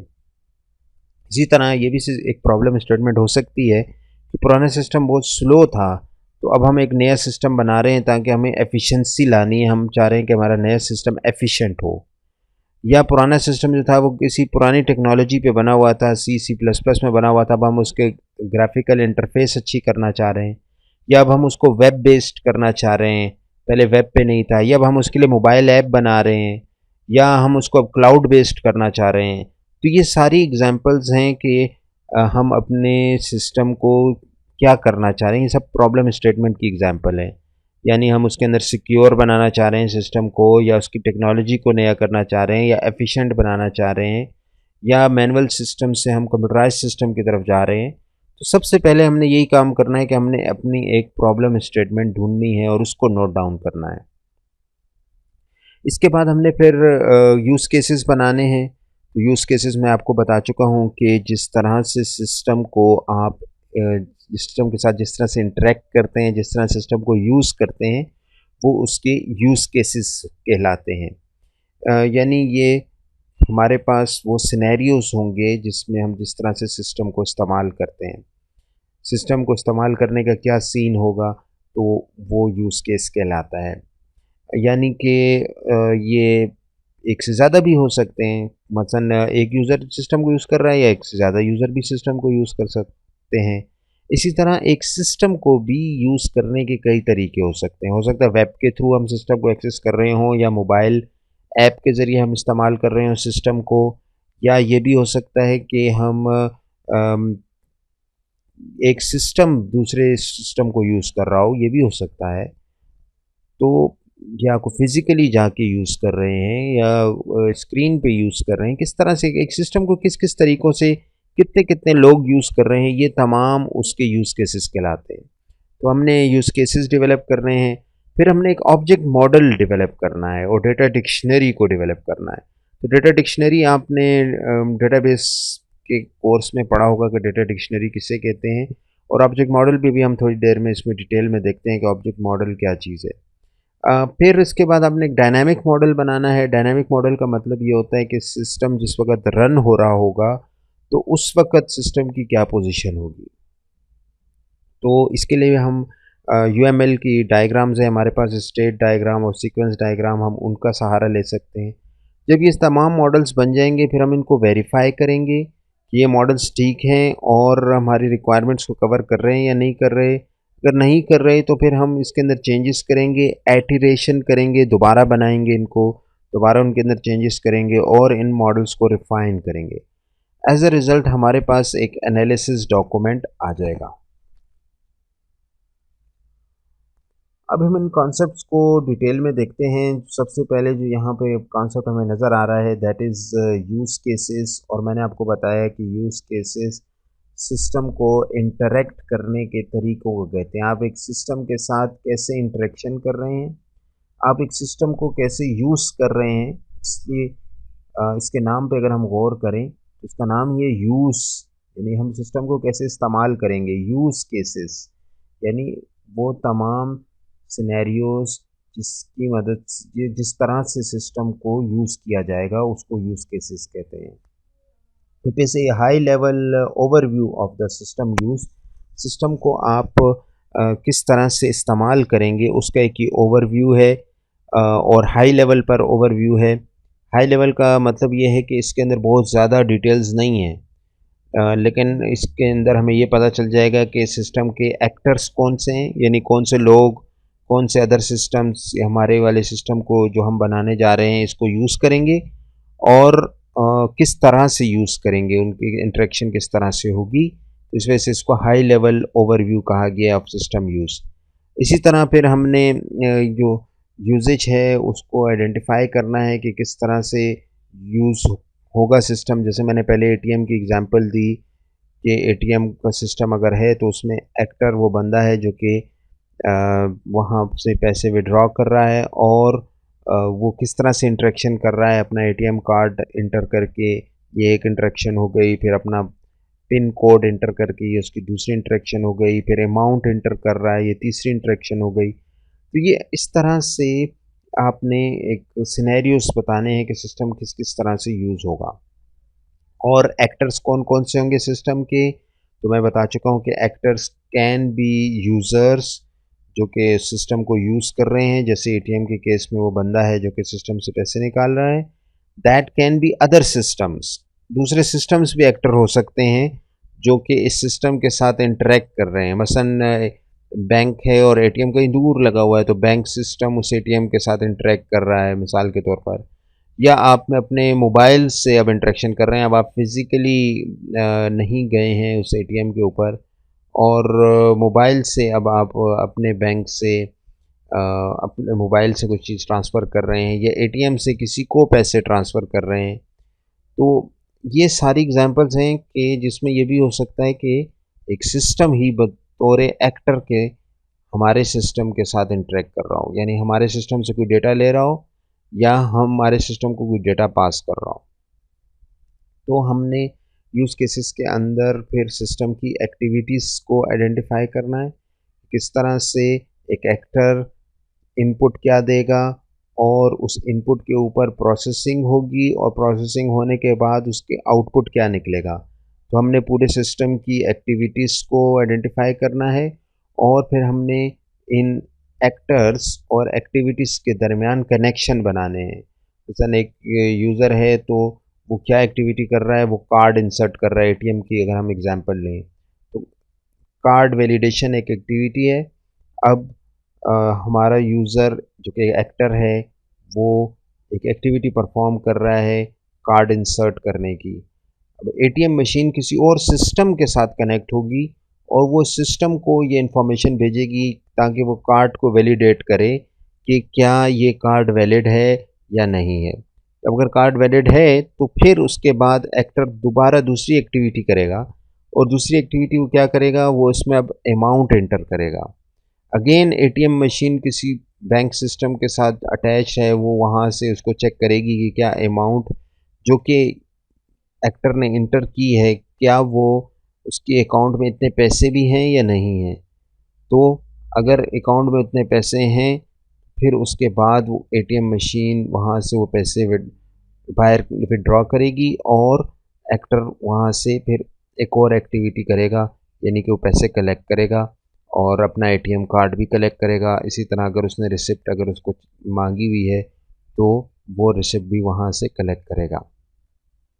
फिर उसके बाद हमने मुख्तलिफ़ जो एक्टिविटीज़ हैं उनके दरमियान डिपेंडेंसी को फाइंड आउट करना है, यानी एक एक्टिविटी दूसरे पे डिपेंड कर रही है। यानी कि हमारे पैसे जो हम विड्रॉ कर रहे हैं एटीएम मशीन से, जो पैसे निकाल रहे हैं, वो डिपेंड करती है कि हमारा कार्ड वैलिड हो। ऐसा ना हो कार्ड एक्सपायर हो, या कार्ड के अंदर कोई ख़राबी आई हुई है। तो अगर कार्ड वैलिड होगा तब ही पैसे विड्रॉ होंगे। इसी तरह ये money withdrawal also depends on the amount. अगर हमारे बैंक में इतने पैसे पड़े होंगे तब ही वो विड्रॉ हो सकेगी, वरना नहीं हो सकेगी। तो ये इसको इसकी हमने डिपेंडेंसी फाइंड आउट करनी है कि एक्टिविटीज़ के दरमियान डिपेंडेंसी कैसी है, और वो उसको फिर हमने अपने यूज़ केसेस के अंदर स्पेसिफाई करना है। तो जब आप ये सारे काम कर लेते हैं, मतलब आप एक्टर्स आइडेंटिफाई कर लेते हैं, आप सिनेरियोज़ बना लेते हैं, एक्टिविटीज़ बना लेते हैं, उनके दरमियान कनेक्शंस बना लेते हैं और एक्टिविटीज़ के दरमियान डिपेंडेंसी बता देते हैं, तो ये आपकी पूरी एक यूज़ केस डायग्राम बन जाती है। इसको यूएमएल के अंदर एक डायग्राम है, यूज़ केस डायग्राम। तो ये डायग्राम पूरी आपकी बन जाएगी जब आप ये तमाम चीज़ें स्पेसिफाई कर लेंगे, तो फिर आप आसानी के साथ यूज़ केस डायग्राम को बना सकेंगे।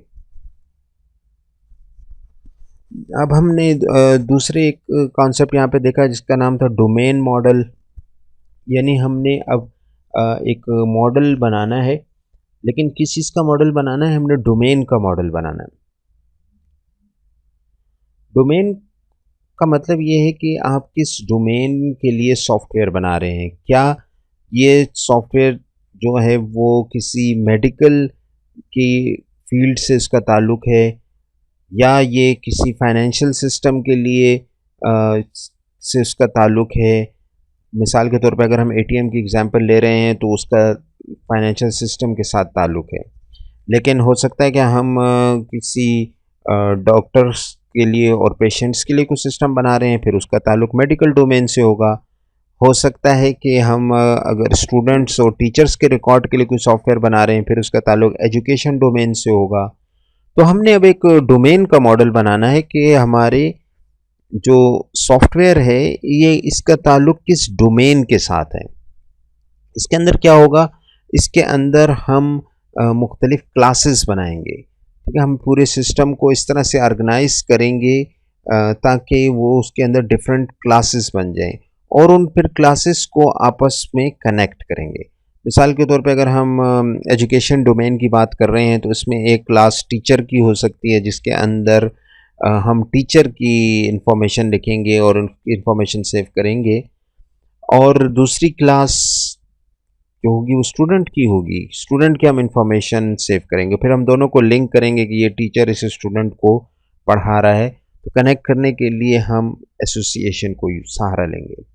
याद रखें कि आपने ऑब्जेक्ट ओरिएंटेड में पढ़ा भी होगा, ऑब्जेक्ट ओरिएंटेड प्रोग्रामिंग में और ऑब्जेक्ट ओरिएंटेड कॉन्सेप्ट्स यही हैं कि हम एक क्लास में सब चीज़ें रखते हैं। क्लास किसे कहते हैं? क्लास के अंदर बेसिकली हम एक कलेक्शन करते हैं दो चीज़ों की, एट्रीब्यूट्स और बिहेवियर्स। यानी हम एक एंटिटी के एट्रीब्यूट्स और बिहेवियर को मिलाकर एक क्लास बनाते हैं। जैसे मैंने एग्जांपल दी कि अगर हम टीचर की क्लास बना रहे हैं तो टीचर के एट्रीब्यूट्स और उसके बिहेवियर ये हम इकट्ठे करेंगे एक क्लास में, एक क्लास के अंदर हम उसको लिखेंगे। एट्रीब्यूट से मुराद उसके करेक्टरिस्टिक्स होते हैं, प्रॉपर्टीज़ होती हैं। जैसे अगर हम एक फ़ैन की एग्जांपल ले लें तो फ़ैन के अंदर इसके एट्रीब्यूट्स क्या हैं?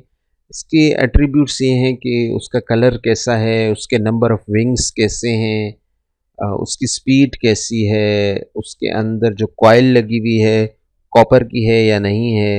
ये सारे इसके एट्रीब्यूट्स या कैरेक्टरिस्टिक्स या प्रॉपर्टीज़ कहलाती हैं।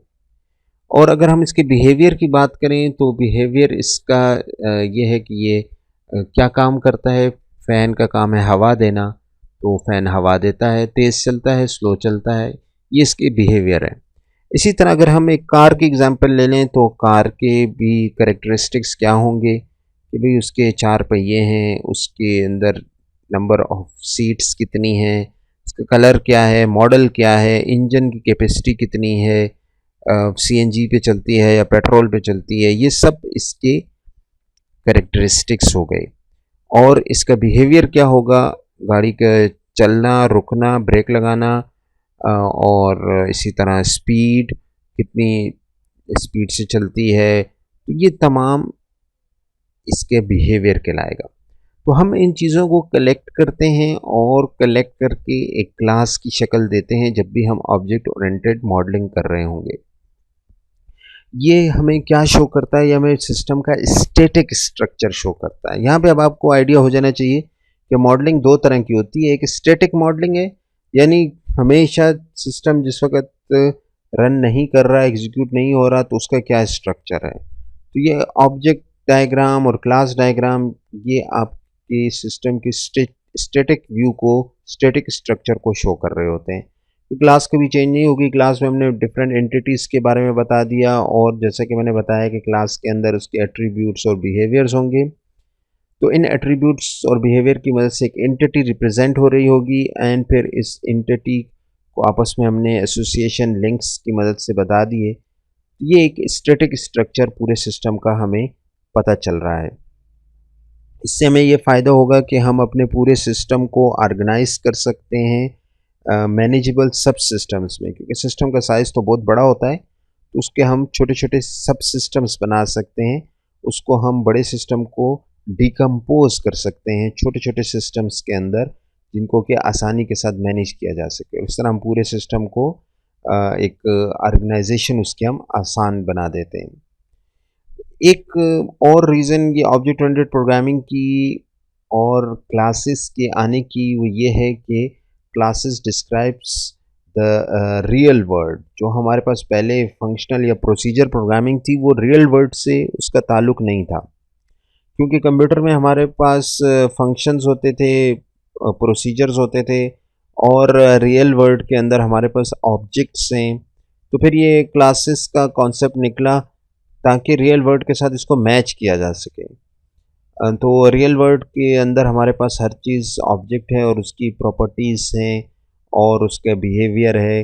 आप देख लें अपने इर्द-गिर्द, आपको इर्द-गिर्द सारे आपको ऑब्जेक्ट्स नज़र आएँगे और आप उनके अब बिहेवियर और कैरेक्टरिस्टिक्स सोच सकते हैं। जैसे मैंने 2 एग्ज़ाम्पल्स दी आपको फ़ैन की और कार की।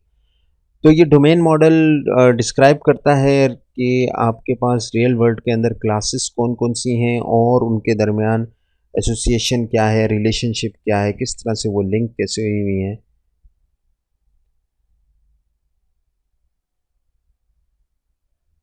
तो हमारे पास ये जो ऑब्जेक्ट मॉडल हम बनाएँगे, क्लास मॉडल हम जो बनाएँगे, that will proceed the dynamic model. Dynamic model हम बाद में बनाएँगे और ये ऑब्जेक्ट मॉडल हम ये क्लास मॉडल जो है ये हम पहले बनाएँगे। क्यों?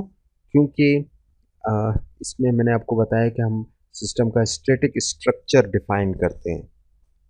तो static structure is usually better defined. हम पहले अच्छे तरीके से स्टैटिक स्ट्रक्चर को डिफाइन कर लें और डायनामिक मॉडलिंग जो है वो फिर हम बाद में करेंगे। पहले स्टैटिक स्ट्रक्चर तो डिफाइन हो जाए ना, स्टैटिक मॉडलिंग हो जाए, हमें पता चल जाए कि एक सिस्टम है और उसके अंदर कौन कौन से सब सिस्टम्स हैं, कौन कौन सी क्लासेस हैं, कौन कौन सी इंटिटीज़ हैं और फिर उनके क्या एट्रीब्यूट्स हैं और क्या उनके बिहेवियर्स हैं, उनके दरमियान आपस में क्या लिंक्स हैं, किस तरह से रिलेशनशिप है उनके दरमियान। ये स्टैटिक स्ट्रक्चर से हमें पूरे सिस्टम के बारे में पता चल जाएगा और then we can go for the dynamic modelling. इसी तरह हमारे पास दूसरी रीज़न ये है कि हम क्यों ऑब्जेक्ट या क्लासेस पहले क्यों बना रहे हैं, क्योंकि इसके अंदर इतनी डिटेल्स नहीं है। अभी हमारे पास हमने ये जो है मॉडल बनाए हैं, इसके अंदर इतनी डिटेल्स नहीं है, ये अभी डिटेल के ऊपर डिपेंड नहीं कर रहे। इसी तरह फिर एक और रीज़न ये है कि दीज़ आर मोर स्टेबल। जब जो सिस्टम इवॉल्व होता जाएगा इस तरह इनकी स्टेबिलिटी के अंदर भी इजाफा होता जाएगा। ये इन्फॉर्मेशन हमें कहाँ से मिलेगी, कहाँ से हम ये क्लासेस और ऑब्जेक्ट्स और ये हम कहाँ से बनाएंगे? तो इन्फॉर्मेशन हमें मिलेगी प्रॉब्लम स्टेटमेंट जो हमने सबसे पहले डिफ़ाइन किया था कि वो क्या प्रॉब्लम है जिसके लिए हम सॉफ्टवेयर डेवलप कर रहे हैं और फिर हमने अपने नए सिस्टम के लिए यूज़ केसेस बनाए थे कि हमारा जो नया सिस्टम होगा उसको हम इस्तेमाल कैसे करेंगे, कौन से एक्टर्स होंगे, किस किस तरीके से वो सिस्टम को यूज़ करेंगे और उनके दरमियान लिंक्स क्या होंगे, डिपेंडेंसीज़ क्या होंगी। तो अब आप देखेंगे हम बिल्कुल सीक्वेंस में जा रहे हैं, ठीक है? पहले हमने एक प्रॉब्लम डिफ़ाइन किया कि ये प्रॉब्लम है, इसके लिए हम सॉफ्टवेयर बना रहे हैं और फिर नया सिस्टम के बारे में अब हम उसको बता रहे हैं कि नए इंटरेक्शन कैसे होगी, नए सिस्टम में क्या-क्या उसकी यूसेजेस क्या होंगे।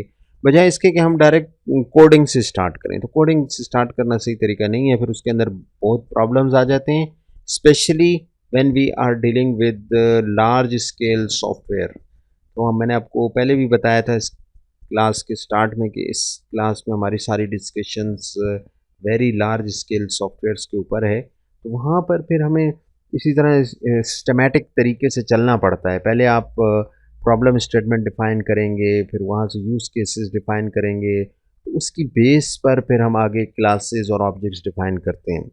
इसी तरह दूसरे सोर्स ऑफ इंफॉर्मेशन वो एक्सपर्ट नॉलेज है ऑफ एप्लीकेशन डोमेन। जिस डोमेन के लिए हम सॉफ्टवेयर बना रहे हैं, जैसे मेडिकल, एजुकेशन, फाइनेंशियल सिस्टम्स, तो वहाँ के जो एक्सपर्ट हैं हम उनसे नॉलेज कलेक्ट करके उसकी बेस पर भी क्लासेस बना सकते हैं। इसी तरह हम किसी कंसल्टेंट से भी उम, वहाँ से भी हम फाइंड आउट कर सकते हैं, अगर हमें कस्टमर से सही इन्फॉर्मेशन नहीं मिल रही, तो हम किसी एक्सपर्ट के पास जा सकते हैं और वहाँ से उसको कह सकते हैं कि हमने एक किस्म का सॉफ्टवेयर बनाना है और इसके अंदर हमें इस किस्म की डिटेल चाहिए है, तो वहाँ से भी हम इन्फॉर्मेशन ले सकते हैं। मिसाल के तौर पे अगर मेडिकल का कोई सॉफ्टवेयर है, तो हम किसी डॉक्टर के पास जा सकते हैं और उससे उससे पूछ सकते हैं और वहाँ से हम एज़ अ कंसल्टेंट उसको हम हायर भी कर सकते हैं, वरना उसका हम इंटरव्यू कर सकते हैं और उससे हम डोमेन नॉलेज ले सकते हैं। इसी तरह हम फिर एक और काम कर सकते हैं कि हम कोई रिसर्च परफॉर्म कर सकते हैं, ठीक है? हम अलग से रिसर्च भी परफॉर्म कर सकते हैं इस लोगों से अलावा, कस्टमर से और एक्सपर्ट्स के इंटरव्यूज़ के अलावा हम अलग से रिसर्च करके भी देख सकते हैं। आजकल हर चीज़ इंटरनेट पे अवेलेबल है, तो वहाँ पे हम सर्च कर सकते हैं या हम फिज़िकली जाके कहीं ऑब्ज़र्वेशन कर सकते हैं, तो वहाँ से भी हमें अंदाज़ा हो सकता है कि अच्छा और सिस्टम्स में किस तरह से क्लासेस बनाई जाती हैं, ऑब्जेक्ट्स कैसे बनाए जाते हैं। तो इस तरह से भी हम अलग से रिसर्च करके भी फाइंड आउट कर सकते हैं, वहाँ से भी हमें इन्फॉर्मेशन मिल सकती है। और हम जनरल नॉलेज को भी यूज़ कर सकते हैं रियल वर्ल्ड के कि जनरली क्या प्रैक्टिस की जाती है। तो इस ये तमाम सोर्सेज़ ऑफ इंफॉर्मेशन हैं जिनकी मदद से, जिनको यूज़ करते हुए हम क्लासेस और ऑब्जेक्ट्स को डिफ़ाइन करते हैं। ऑब्जेक्ट मॉडल के अंदर हम क्या-क्या करेंगे, तो वो मैंने आपको बता दिया कि हम क्लासेस बनाएँगे, सबसे पहले आइडेंटिफ़ाई करेंगे क्लासेस को और उनकी एसोसिएशंस को, उनके दरमियान आपस में रिलेशनशिप क्या है इसको। ये कैसे आइडेंटिफ़ाई होती हैं क्लासेस, तो जब आपने अपनी प्रॉब्लम स्टेटमेंट लिखी है, प्रॉब्लम स्टेटमेंट के अंदर जितने भी नाउन्स हैं और जितने भी वर्ब्स हैं, वो नॉर्मली हम हाइलाइट कर लेते हैं और उनकी बेस पर उनको फिर हम एज़ अ क्लास कंसिडर करते हैं। तो जैसे मैंने आपको बताया कि अगर आप एक मेडिकल डोमेन के अंदर सॉफ्टवेयर बना रहे हैं, तो अब इसके अंदर नाउन्स आपके पास क्या हैं? डॉक्टर नाउन है, पेशेंट नाउन है। इसी तरह अगर आप एजुकेशन सिस्टम में कोई सॉफ्टवेयर बना रहे हैं, तो वहाँ पे आपका टीचर नाउन है, इस तरह स्टूडेंट नाउन है और ये नाउन्स आपने आइडेंटिफ़ाई करने हैं। इन नाउन की बेसिस पर नॉर्मली क्लासेस बनाई जाती हैं। और वर्ब्स यानी कि एक्शंस भी हमने आइडेंटिफाई करनी है। अब डॉक्टर का काम है डायग्नोसिंग, तो डायग्नोसिंग एक अ, आपके पास एक बिहेवियर आ गया है। इसी तरह टीचर का काम है टीचिंग, तो टीचिंग एक बिहेवियर आ गया है। तो हम जो हमारी प्रॉब्लम डिस्क्रिप्शन होती है उसी के अंदर से हम फिर नाउन्स को और वर्ब्स को आइडेंटिफाई करते हैं और उसकी बेस पर फिर क्लासेस को बनाया जाता है। Then we will create data dictionary entry for each class या ईच एंटिटी। ये आपने डेटाबेस के अंदर पढ़ा होगा, जिस तरह आपके पास नॉर्मल डिक्शनरी होती है। डिक्शनरी में क्या होता है, डिक्शनरी के अंदर आपके पास एक अगर suppose English to Urdu dictionary है, तो एक वर्ड लिखा होगा इंग्लिश में और फिर उसका मीनिंग लिखा होगा उर्दू में। तो अगर आपको कोई वर्ड फाइंड आउट करना है, तो उसके लिए आप उस वर्ड पे जाएँगे, वहाँ पे वर्ड को फाइंड करेंगे और उसके आगे जो उर्दू का मीनिंग लिखा होगा वो आप देख लेंगे और आपको पता चल जाएगा कि इस वर्ड का मीनिंग क्या है। ये डेटा डिक्शनरी है, मतलब ये है कि हमारे पास डेटाबेस के अंदर जो-जो हमने एंटिटीज़ बनाई हैं या जो-जो चीज़ें हमने यूज़ की हैं, तो ये अब उनकी डिस्क्रिप्शन बता रहे हैं, ठीक है? डेटा डिक्शनरी का मतलब ये है कि इसके अंदर उनकी डिटेल्स होगी। मिसाल के तौर पे अगर आप एक नेम को सेव कर रहे हैं, तो नेम के आगे डिस्क्रिप्शन होगी कि नेम के अंदर किस किस्म की वैल्यूज़ हम डाल सकते हैं फॉर एग्ज़ाम्पल। इसका साइज़ कितना होगा फॉर एग्ज़ाम्पल। तो ये तमाम चीज़ें डेटा डिक्शनरी के अंदर हम एक डेटा डिक्शनरी बनाएंगे और उसके अंदर फिर हम उसके एट्रीब्यूट्स को ऐड करेंगे। जैसे कि अब हम टीचर है, तो टीचर के एट्रीब्यूट्स क्या क्या हो सकते हैं। टीचर का नाम हो सकता है, उसकी क्वालिफ़िकेशन हो सकती है, उसकी डेज़िग्नेशन हो सकती है। स्टूडेंट है तो स्टूडेंट की डेट ऑफ बर्थ हो सकती है, उसका फादर नेम हो सकता है। ये तमाम एट्रीब्यूट्स हैं। तो ये चीज़ें हमने डेटा डिक्शनरी के अंदर ऐड करनी है। और जब ये हमारी डेटा डिक्शनरी बन जाएगी then we will combine and organise classes. हम जो क्लासेस हमने बना दी हैं बहुत सारी, तो जितने नाउन्स थे उनके हिसाब से हमने क्लासेस बना दिए। लेकिन अब हमने इन क्लासेस को कंबाइन करना है ताकि एक अच्छा मॉडल बन जाए। तो उसके लिए फिर हमें इस क्लासेस को हम कैसे कंबाइन करेंगे, तो हम इनहेरिटेंस का सहारा लेंगे। यानी एक क्लास में हमने जो जो चीज़ें डिफ़ाइन कर दी हैं वो हमें बार बार डिफ़ाइन ना करनी पड़े।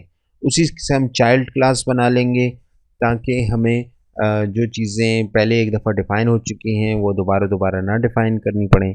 मसलन हम नेम टीचर का भी लिखें और स्टूडेंट का भी लिखें, एज टीचर की भी लिखें, स्टूडेंट की भी लिखें, डेट ऑफ बर्थ टीचर की भी लिखें, स्टूडेंट की भी लिखें।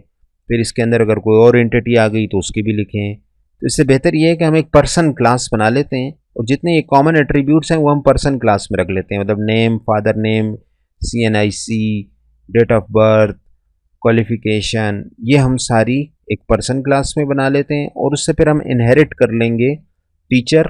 Teacher is also a person and student, student is also a person. तो जो जो कॉमन एट्रीब्यूट्स थे उसके हमने एक क्लास बना ली और जो जो यूनिक एट्रीब्यूट्स हैं वो हम अलग अलग क्लासेस में बना लेंगे। जो टीचर से रिलेटेड होंगे, जैसे डेजिग्नेशन अब सिर्फ टीचर की होगी, स्टूडेंट की नहीं है। फॉर एग्जांपल कि वो लेक्चरर है या असिस्टेंट प्रोफेसर है या एसोसिएट प्रोफेसर है, तो अब ये स्पेसिफिक टू टीचर है। तो ये वाली एट्रीब्यूट अब सिर्फ टीचर की क्लास में होगा। तो हम एक जनरल क्लास पर्सन क्लास हमने बना ली जिसमें कॉमन एट्रीब्यूट्स रख दिए और उससे फिर हमने दो क्लासेस इनहेरिट कर दी टीचर की, जिसमें टीचर से स्पेसिफिक रिलेटेड एट्रीब्यूट रख दिए, और स्टूडेंट की जिसमें स्टूडेंट से रिलेटेड एट्रीब्यूट्स वहाँ पे हमने रख दिए। तो फिर हम इन इस तरह से क्लासेस को ऑर्गेनाइज कर सकते हैं, क्लासेस को कंबाइन कर सकते हैं। देन हम चलते हैं डायनामिक मॉडल की तरफ। जिस तक आपका ऑब्जेक्ट मॉडल बन गया है, स्टैटिक स्ट्रक्चर बन गया है, आपने यूज़ केसेस आपने बना लिए हैं, तो इसके बाद अब वक्त आ गया है कि हम डायनामिक मॉडलिंग करें। डायनामिक मॉडलिंग का मतलब ये है कि जिस वक्त सिस्टम एग्जीक्यूट हो रहा है और वक्त गुज़र रहा है सिस्टम के ऊपर, तो वक्त गुज़रने के साथ साथ सिस्टम के बिहेवियर में और उसके ऑब्जेक्ट्स के अंदर क्या क्या चेंजेस आती हैं, इसको नॉर्मली एक्सप्रेस किया जाता है ऑब्जेक्ट्स की मुख्तलिफ स्टेट्स में और उन स्टेट्स के अंदर जो होने वाली एक्टिविटीज़ हैं उसमें। जैसे आपने मैटर की 3 स्टेट्स पढ़ी हुई हैं, सॉलिड, लिक्विड और गैस। जब उसके ऊपर कोई एक्शन किया जाता है तो मैटर एक स्टेट से दूसरी स्टेट में चेंज हो जाता है। ठीक है, फॉर एग्जांपल आइस है, हम उसको एक उसके ऊपर इवेंट करते हैं या एक्टिविटी करते हैं, हम उसको बॉयल करते हैं तो उससे वो फिर आइस से चेंज होकर लिक्विड की फॉर्म में आ जाता है। फिर लिक्विड की स्टेट के ऊपर हम फिर कोई एक्टिविटी करते हैं, उसको फिर बॉयल करते हैं तो वो गैस की फॉर्म में कन्वर्ट हो जाता है। इसी तरह एक ऑब्जेक्ट के ऊपर भी जब कोई एक्टिविटी होगी तो उसकी स्टेट चेंज हो जाएगी। फॉर एग्जांपल डोर क्लोज है तो उसको अगर कोई ओपन करेगा तो उसकी स्टेट चेंज हो जाएगी, डोर ओपन हो जाएगा। या फ़ैन है वो ऑफ़ है तो जब आप बटन प्रेस करेंगे तो फ़ैन ऑन हो जाएगा। इस तरह हर ऑब्जेक्ट की स्टेट किसी न किसी एक्टिविटी की वजह से चेंज हो जाती है। तो ये डायनामिक मॉडलिंग कहलाती है, यानी सिस्टम के अंदर वक्त के साथ साथ क्या चेंजेस आएंगी। फिर इसके अंदर हम तमाम इवेंट्स को भी मेंशन करेंगे और उन एक्शंस को भी मेंशन करेंगे जो कि स्टेट के चेंज होने का बायस बनते हैं। इस डायग्राम को UML के अंदर स्टेट डायग्राम कहा जाता है, यानी इसके अंदर सिस्टम की मुख्तलिफ स्टेट्स होंगी। तो स्टेट डायग्राम एक तरह से तमाम इवेंट्स को जो कि एक ऑब्जेक्ट के साथ हो रहे हैं उनको समराइज़ करती है और उनके जो डायनामिक बिहेवियर हैं उनको शो करती है। अब सीक्वेंस डायग्राम को हम बनाएंगे कैसे? तो सीक्वेंस डायग्राम को हम बनाएंगे फ्रॉम द यूज़ केसेस। याद है ना कि यूज़ केस के अंदर हमने जो सिस्टम के पॉसिबल यूजेस थे, किस तरीके से आप सिस्टम को इस्तेमाल कर रहे हैं, वो तमाम सिनेरियोज हमने आइडेंटिफाई किए हुए थे। तो अब यूज़ केस के अंदर जो सिनेरियोज हमने आइडेंटिफाई किए हुए हैं और उसमें हमने बताया हुआ है कि सिस्टम के साथ इंटरेक्शन कैसे हो रही है, वहीं से हमें इंफॉर्मेशन मिलेगी और उसी को अब हम सीक्वेंस डायग्राम के अंदर हम वहाँ पे उसको रिप्रेजेंट करेंगे। जो इंटरेक्शन यूज़ केसेस में हो रही थी, लेकिन वो हमने देखा था कि वो हाई लेवल पे बात थी कि हाई लेवल किस तरह से एक एक्टर एक सिस्टम के साथ इंटरेक्ट कर रहा है। तो अब हम सीक्वेंस डायग्राम में सीक्वेंस को रिप्रेजेंट करेंगे। आपको मैंने पहले भी बताया है कि इन नामों के ऊपर गौर किया करें, उसी के अंदर सारी डेफिनेशन छुपी हुई होती है। तो यूज़ केस मतलब सिस्टम को इस्तेमाल करने का तरीका या यूज़ करने का तरीका आप कह लें। सीक्वेंस डायग्राम, तो सीक्वेंस के अंदर क्या होगा कि जो इंटरेक्शन हो रही है उसके सीक्वेंस के बारे में बताया जाएगा। पहले ये एक्टिविटी हुई, सेकंड नंबर पे ये एक्टिविटी हुई, थर्ड पे ये एक्टिविटी हुई। तो इस वजह से इसका नाम है सीक्वेंस डायग्राम। इसमें भी इंटरेक्शन बताई जा रही है, लेकिन अब इसमें मोर डिटेल के साथ इंटरेक्शन बताई जा रही है। और इसी तरह अब एक सीक्वेंस आ गया है कि फर्स्ट सेकंड थर्ड कौन कौन सी एक्टिविटीज़ होंगी। यहाँ पे हम सीक्वेंस डायग्राम के अंदर वो तमाम इवेंट्स को हम मेंशन करेंगे जो कि एक ऑब्जेक्ट के या दो ऑब्जेक्ट्स के दरमियान हो रहे हैं। अगर आपस में कोई कम्युनिकेशन हो रही है, कोई डेटा पास कर रहे हैं या रिसीव कर रहे हैं, उनकी इंटरेक्शन दो ऑब्जेक्ट्स के दरमियान, हम उनको भी यहाँ पर आइडेंटिफाई करेंगे। हो सकता है कि सिस्टम के बाहर से एक कोई ऑपरेशन हो रहा हो, एक एक्टिविटी हो रही हो, लेकिन उस एक्टिविटी के रिस्पांस में सिस्टम के अंदर के जो ऑब्जेक्ट्स हैं वो आपस में अब उनकी इंटरेक्शन शुरू हो गई है, उन्होंने आपस में डेटा पास करना शुरू कर दिया है। तो हमने यहाँ पर अब उसको भी आइडेंटिफाई करना है और मेंशन करना है। Then we will prepare an event trace. जो हमने यूज़ केस के अंदर सिनेरियो आइडेंटिफाई किए हुए थे, अब हम उनमें उसका एक इवेंट ट्रेस बनाना है, यानी कि हमने इवेंट कोई सीक्वेंस बताने हैं। जैसे मैंने बताया कि पहले नंबर पे कौन सा इवेंट हो रहा है और सेकंड पे कौन सा हो रहा है, थर्ड पे कौन सा हो रहा है। And then we will build the state diagram. आप देख रहे हैं कि ये हम सारी यूएमएल की डायग्राम्स बनाते जा रहे हैं। पहले हमने यूज़ केस डायग्राम बनाई, क्लास डायग्राम बनाई, ऑब्जेक्ट डायग्राम बनाई, फिर उसके बाद हमने अब डायनामिक मॉडलिंग में आ गए और अब हम स्टेट डायग्राम बना रहे हैं। तो बेसिकली ये काम मोर टूवर्ड्स मॉडलिंग की तरफ अब हम जा रहे हैं। फिर हम इसको अगर वेरीफाई कैसे करेंगे, तो हम जो ऑब्जेक्ट्स के दरमियान इवेंट्स हो रहे हैं उनको आपस में मैच करके कंसिस्टेंसी को वेरीफाई कर सकते हैं। जब हमारे तमाम मॉडल्स बन गए तो हमने शुरू में देखा था कि अब हमने इन मॉडल्स को चेक करना है, देखना है कि इन मॉडल्स के अंदर कोई कमी तो नहीं रह गई, और अगर उसके अंदर कोई कमी रह जाती है तो फिर हमें इन मॉडल्स को दोबारा बनाना है, मतलब इटरेट करना है, ताकि हम सही तरीके वाले मॉडल जो हैं वो हम बना सकें। हमने इनके अंदर कंसिस्टेंसीज को देखना है।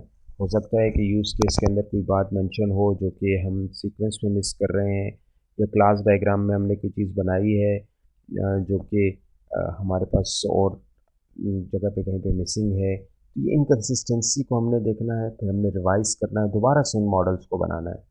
तो ये हमारे मॉडल्स हो सकता है मल्टीपल पासेस लें, ये नहीं कि एक ही दफ़ा बनाएंगे तो वो बन जाएंगे। इसी तरह फिर हमने वेगनेस को देखना है।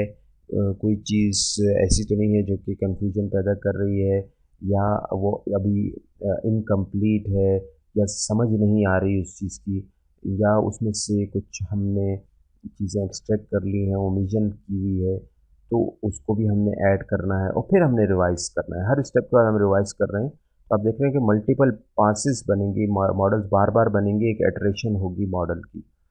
और फिर हम जब हमारे पास फाइनल मॉडल बन जाएगा, फिर वो हम यूज़र को कस्टमर के पास लेकर जाएँगे। यहाँ पर आप ये क्वेश्चन कर सकते हैं कि हम तो इस वक़्त रिक्वायरमेंट फेस के अंदर हैं, तो फिर हम ये मॉडल्स क्यों बना रहे हैं? तो आंसर इसका ये है कि हम अगर टेक्सचुअल फॉर्म में यूज़र के पास रिक्वायरमेंट लेके जाते हैं और हम जिस तरह हमने शुरू में देखा था कि हम एक सॉफ्टवेयर रिक्वायरमेंट स्पेसिफिकेशन बनाएंगे, एसआरएस बनाएंगे जो कि टेक्सचुअल फॉर्म में होती है। तो वो टेक्सचुअल फॉर्म में जब आप लेकर जाते हैं तो यूज़र को शायद इतनी अच्छी तरीके से समझ ना आ सके। तो इस वजह से हम ये सारे मॉडल्स बना रहे हैं, डायग्राम्स बना रहे हैं, ताकि यूज़र को समझ आ सके। क्योंकि अगर आप इंग्लिश में लिख के उसके पास लेके जाएंगे तो उसको पिक्चर इतनी क्लियर नहीं होगी। लेकिन अगर हमने एक डायग्राम मॉडल की शक्ल बनाई हुई है और वो मॉडल हम ले जाके use case model for example लेके जा रहे हैं और वो उसको दिखा रहे हैं, तो फिर यूज़र को ज़्यादा अच्छे तरीके से समझ आएगी। तो हमने जब फाइनल मॉडल बना लिया, देन हम कस्टमर के पास ले जाएंगे और उससे कंफर्म कराएंगे कि क्या आप यही सिस्टम चाह रहे हैं। एंड देन ये भी हो सकता है कि हम एक ही सिनेरियो को मुख्तलिफ अंदाज से, मुख्तलिफ पर्सपेक्टिव से देखें और फिर हम देखें कि इसके अंदर जो उसके रिस्पॉन्सेज आ रहे हैं उनके अंदर कंसिस्टेंसी है या नहीं है। तो ये हमने कस्टमर के साथ बैठ के अपने मॉडल्स जो हमने फाइनल किए हैं वो कस्टमर के साथ डिस्कस करने हैं, उससे कंफर्म करवाना है कि आप यही चीज़ चाह रहे हैं। और जब वो कंफर्म करे तब हम फिर आगे चलेंगे। अब हम एग्ज़ाम्पल देखते हैं कि अगर हमारे पास एक सिस्टम हो तो उसके अंदर ऑब्जेक्ट मॉडल किस तरह से बनेगा, ऑब्जेक्ट्स हम उसके अंदर कैसे आइडेंटिफाई करेंगे। एग्ज़ाम्पल हमारे पास है एम्बेडेड सिस्टम्स की। एम्बेडेड सिस्टम किसे कहते हैं? एम्बेडेड सिस्टम का थोड़ा सा आपको मैं बैकग्राउंड बता दूं ताकि आपको आइडिया हो जाए। एम्बेडेड सिस्टम कहते हैं ऐसे सिस्टम्स को जिनके अंदर एक इंफॉर्मेशन प्रोसेसिंग की एबिलिटी हो। यानी सादा अल्फाज में उनके अंदर एक प्रोसेसर लगा हुआ हो, क्योंकि प्रोसेसर इन सिस्टम्स के अंदर एम्बेड होता हुआ है, अंदर लगा हुआ होता है, इसलिए इसको एम्बेडेड सिस्टम्स कहते हैं। यहाँ पे एक और भी आपको मज़े की बात बताऊँ कि सॉफ्टवेयर इंजीनियरिंग पहले कंप्यूटर साइंस का पार्ट समझी जाती थी। क्यों?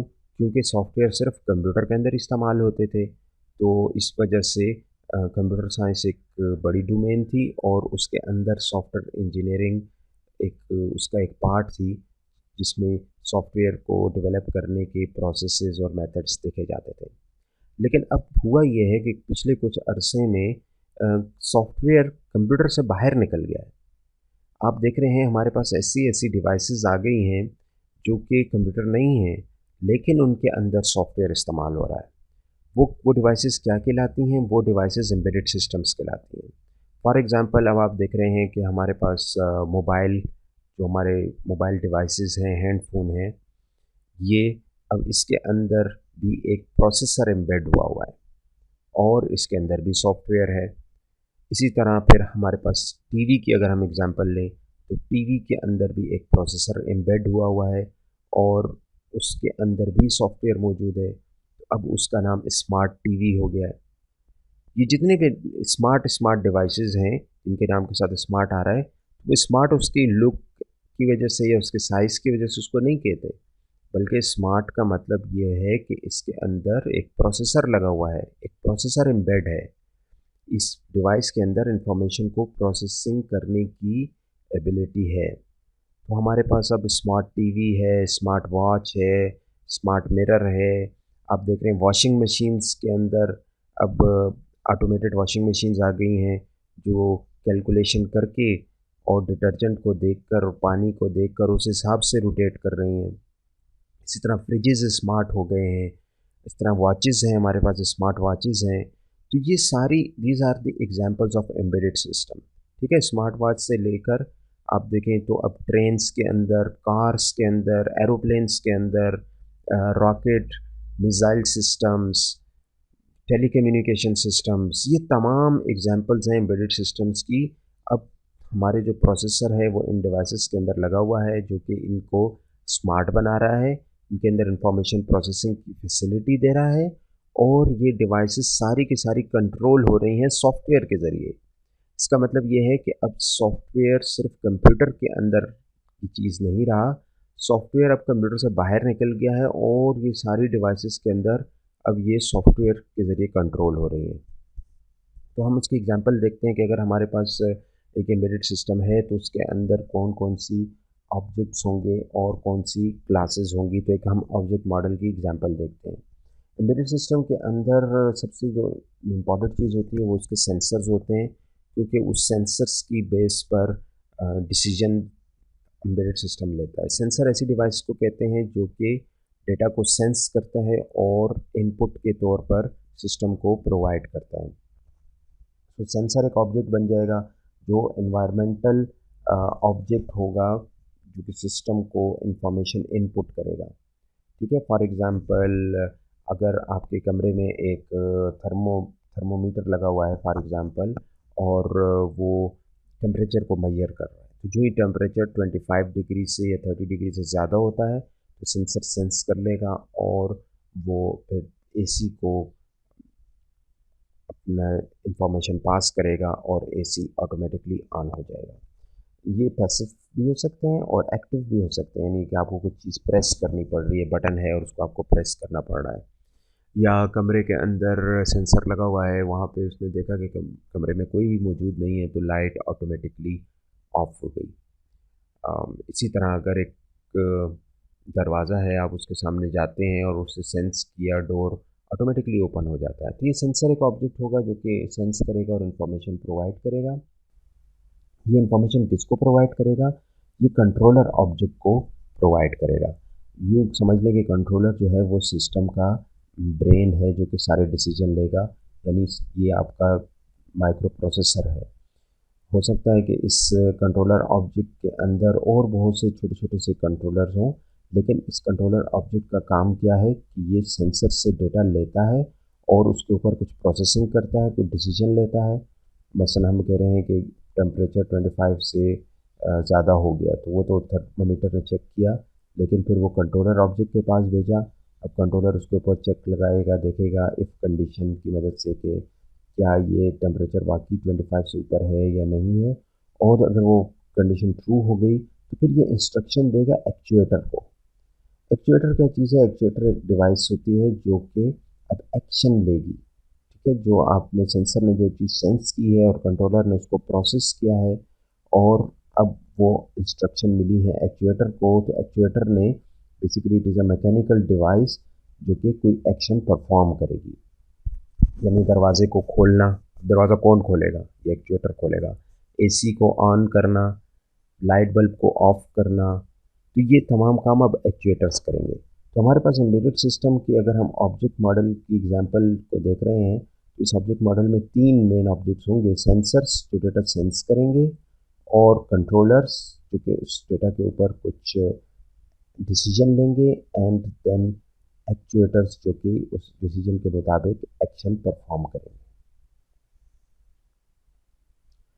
तो आई होप कि आपको आइडिया क्लियर हो गया होगा कि हम रिक्वायरमेंट्स को कैसे गैदर करेंगे। हमने इस लेक्चर के अंदर डिटेल में देख लिया, पिछले लेक्चर के अंदर, कि रिक्वायरमेंट को गैदर करने का क्या प्रोसेस है, और फिर हमने टाइप्स ऑफ रिक्वायरमेंट देख ली, और इस लेक्चर के अंदर हमने देख लिया कि हमने वो क्या स्टेप्स हैं जो कि हमने फॉलो करने हैं। सबसे पहले हमने प्रॉब्लम स्टेटमेंट बनानी है, और फिर उसके बाद हमने फिर यूज़ केस डायग्राम बनानी है, फिर उसके बाद हमने ऑब्जेक्ट मॉडल बनाना है, क्लासेस डिफाइन करनी है, उनके दरमियान लिंक एंड एसोसिएशन बनानी है। फिर हम डायनामिक मॉडलिंग की तरफ चले गए, वहाँ पे फिर हमने स्टेट डायग्राम बनाई। तो ये सारी चीज़ें रिक्वायरमेंट इंजीनियरिंग कहलाती हैं। आपका अगर कोई क्वेश्चन है तो आप पूछ सकते हैं।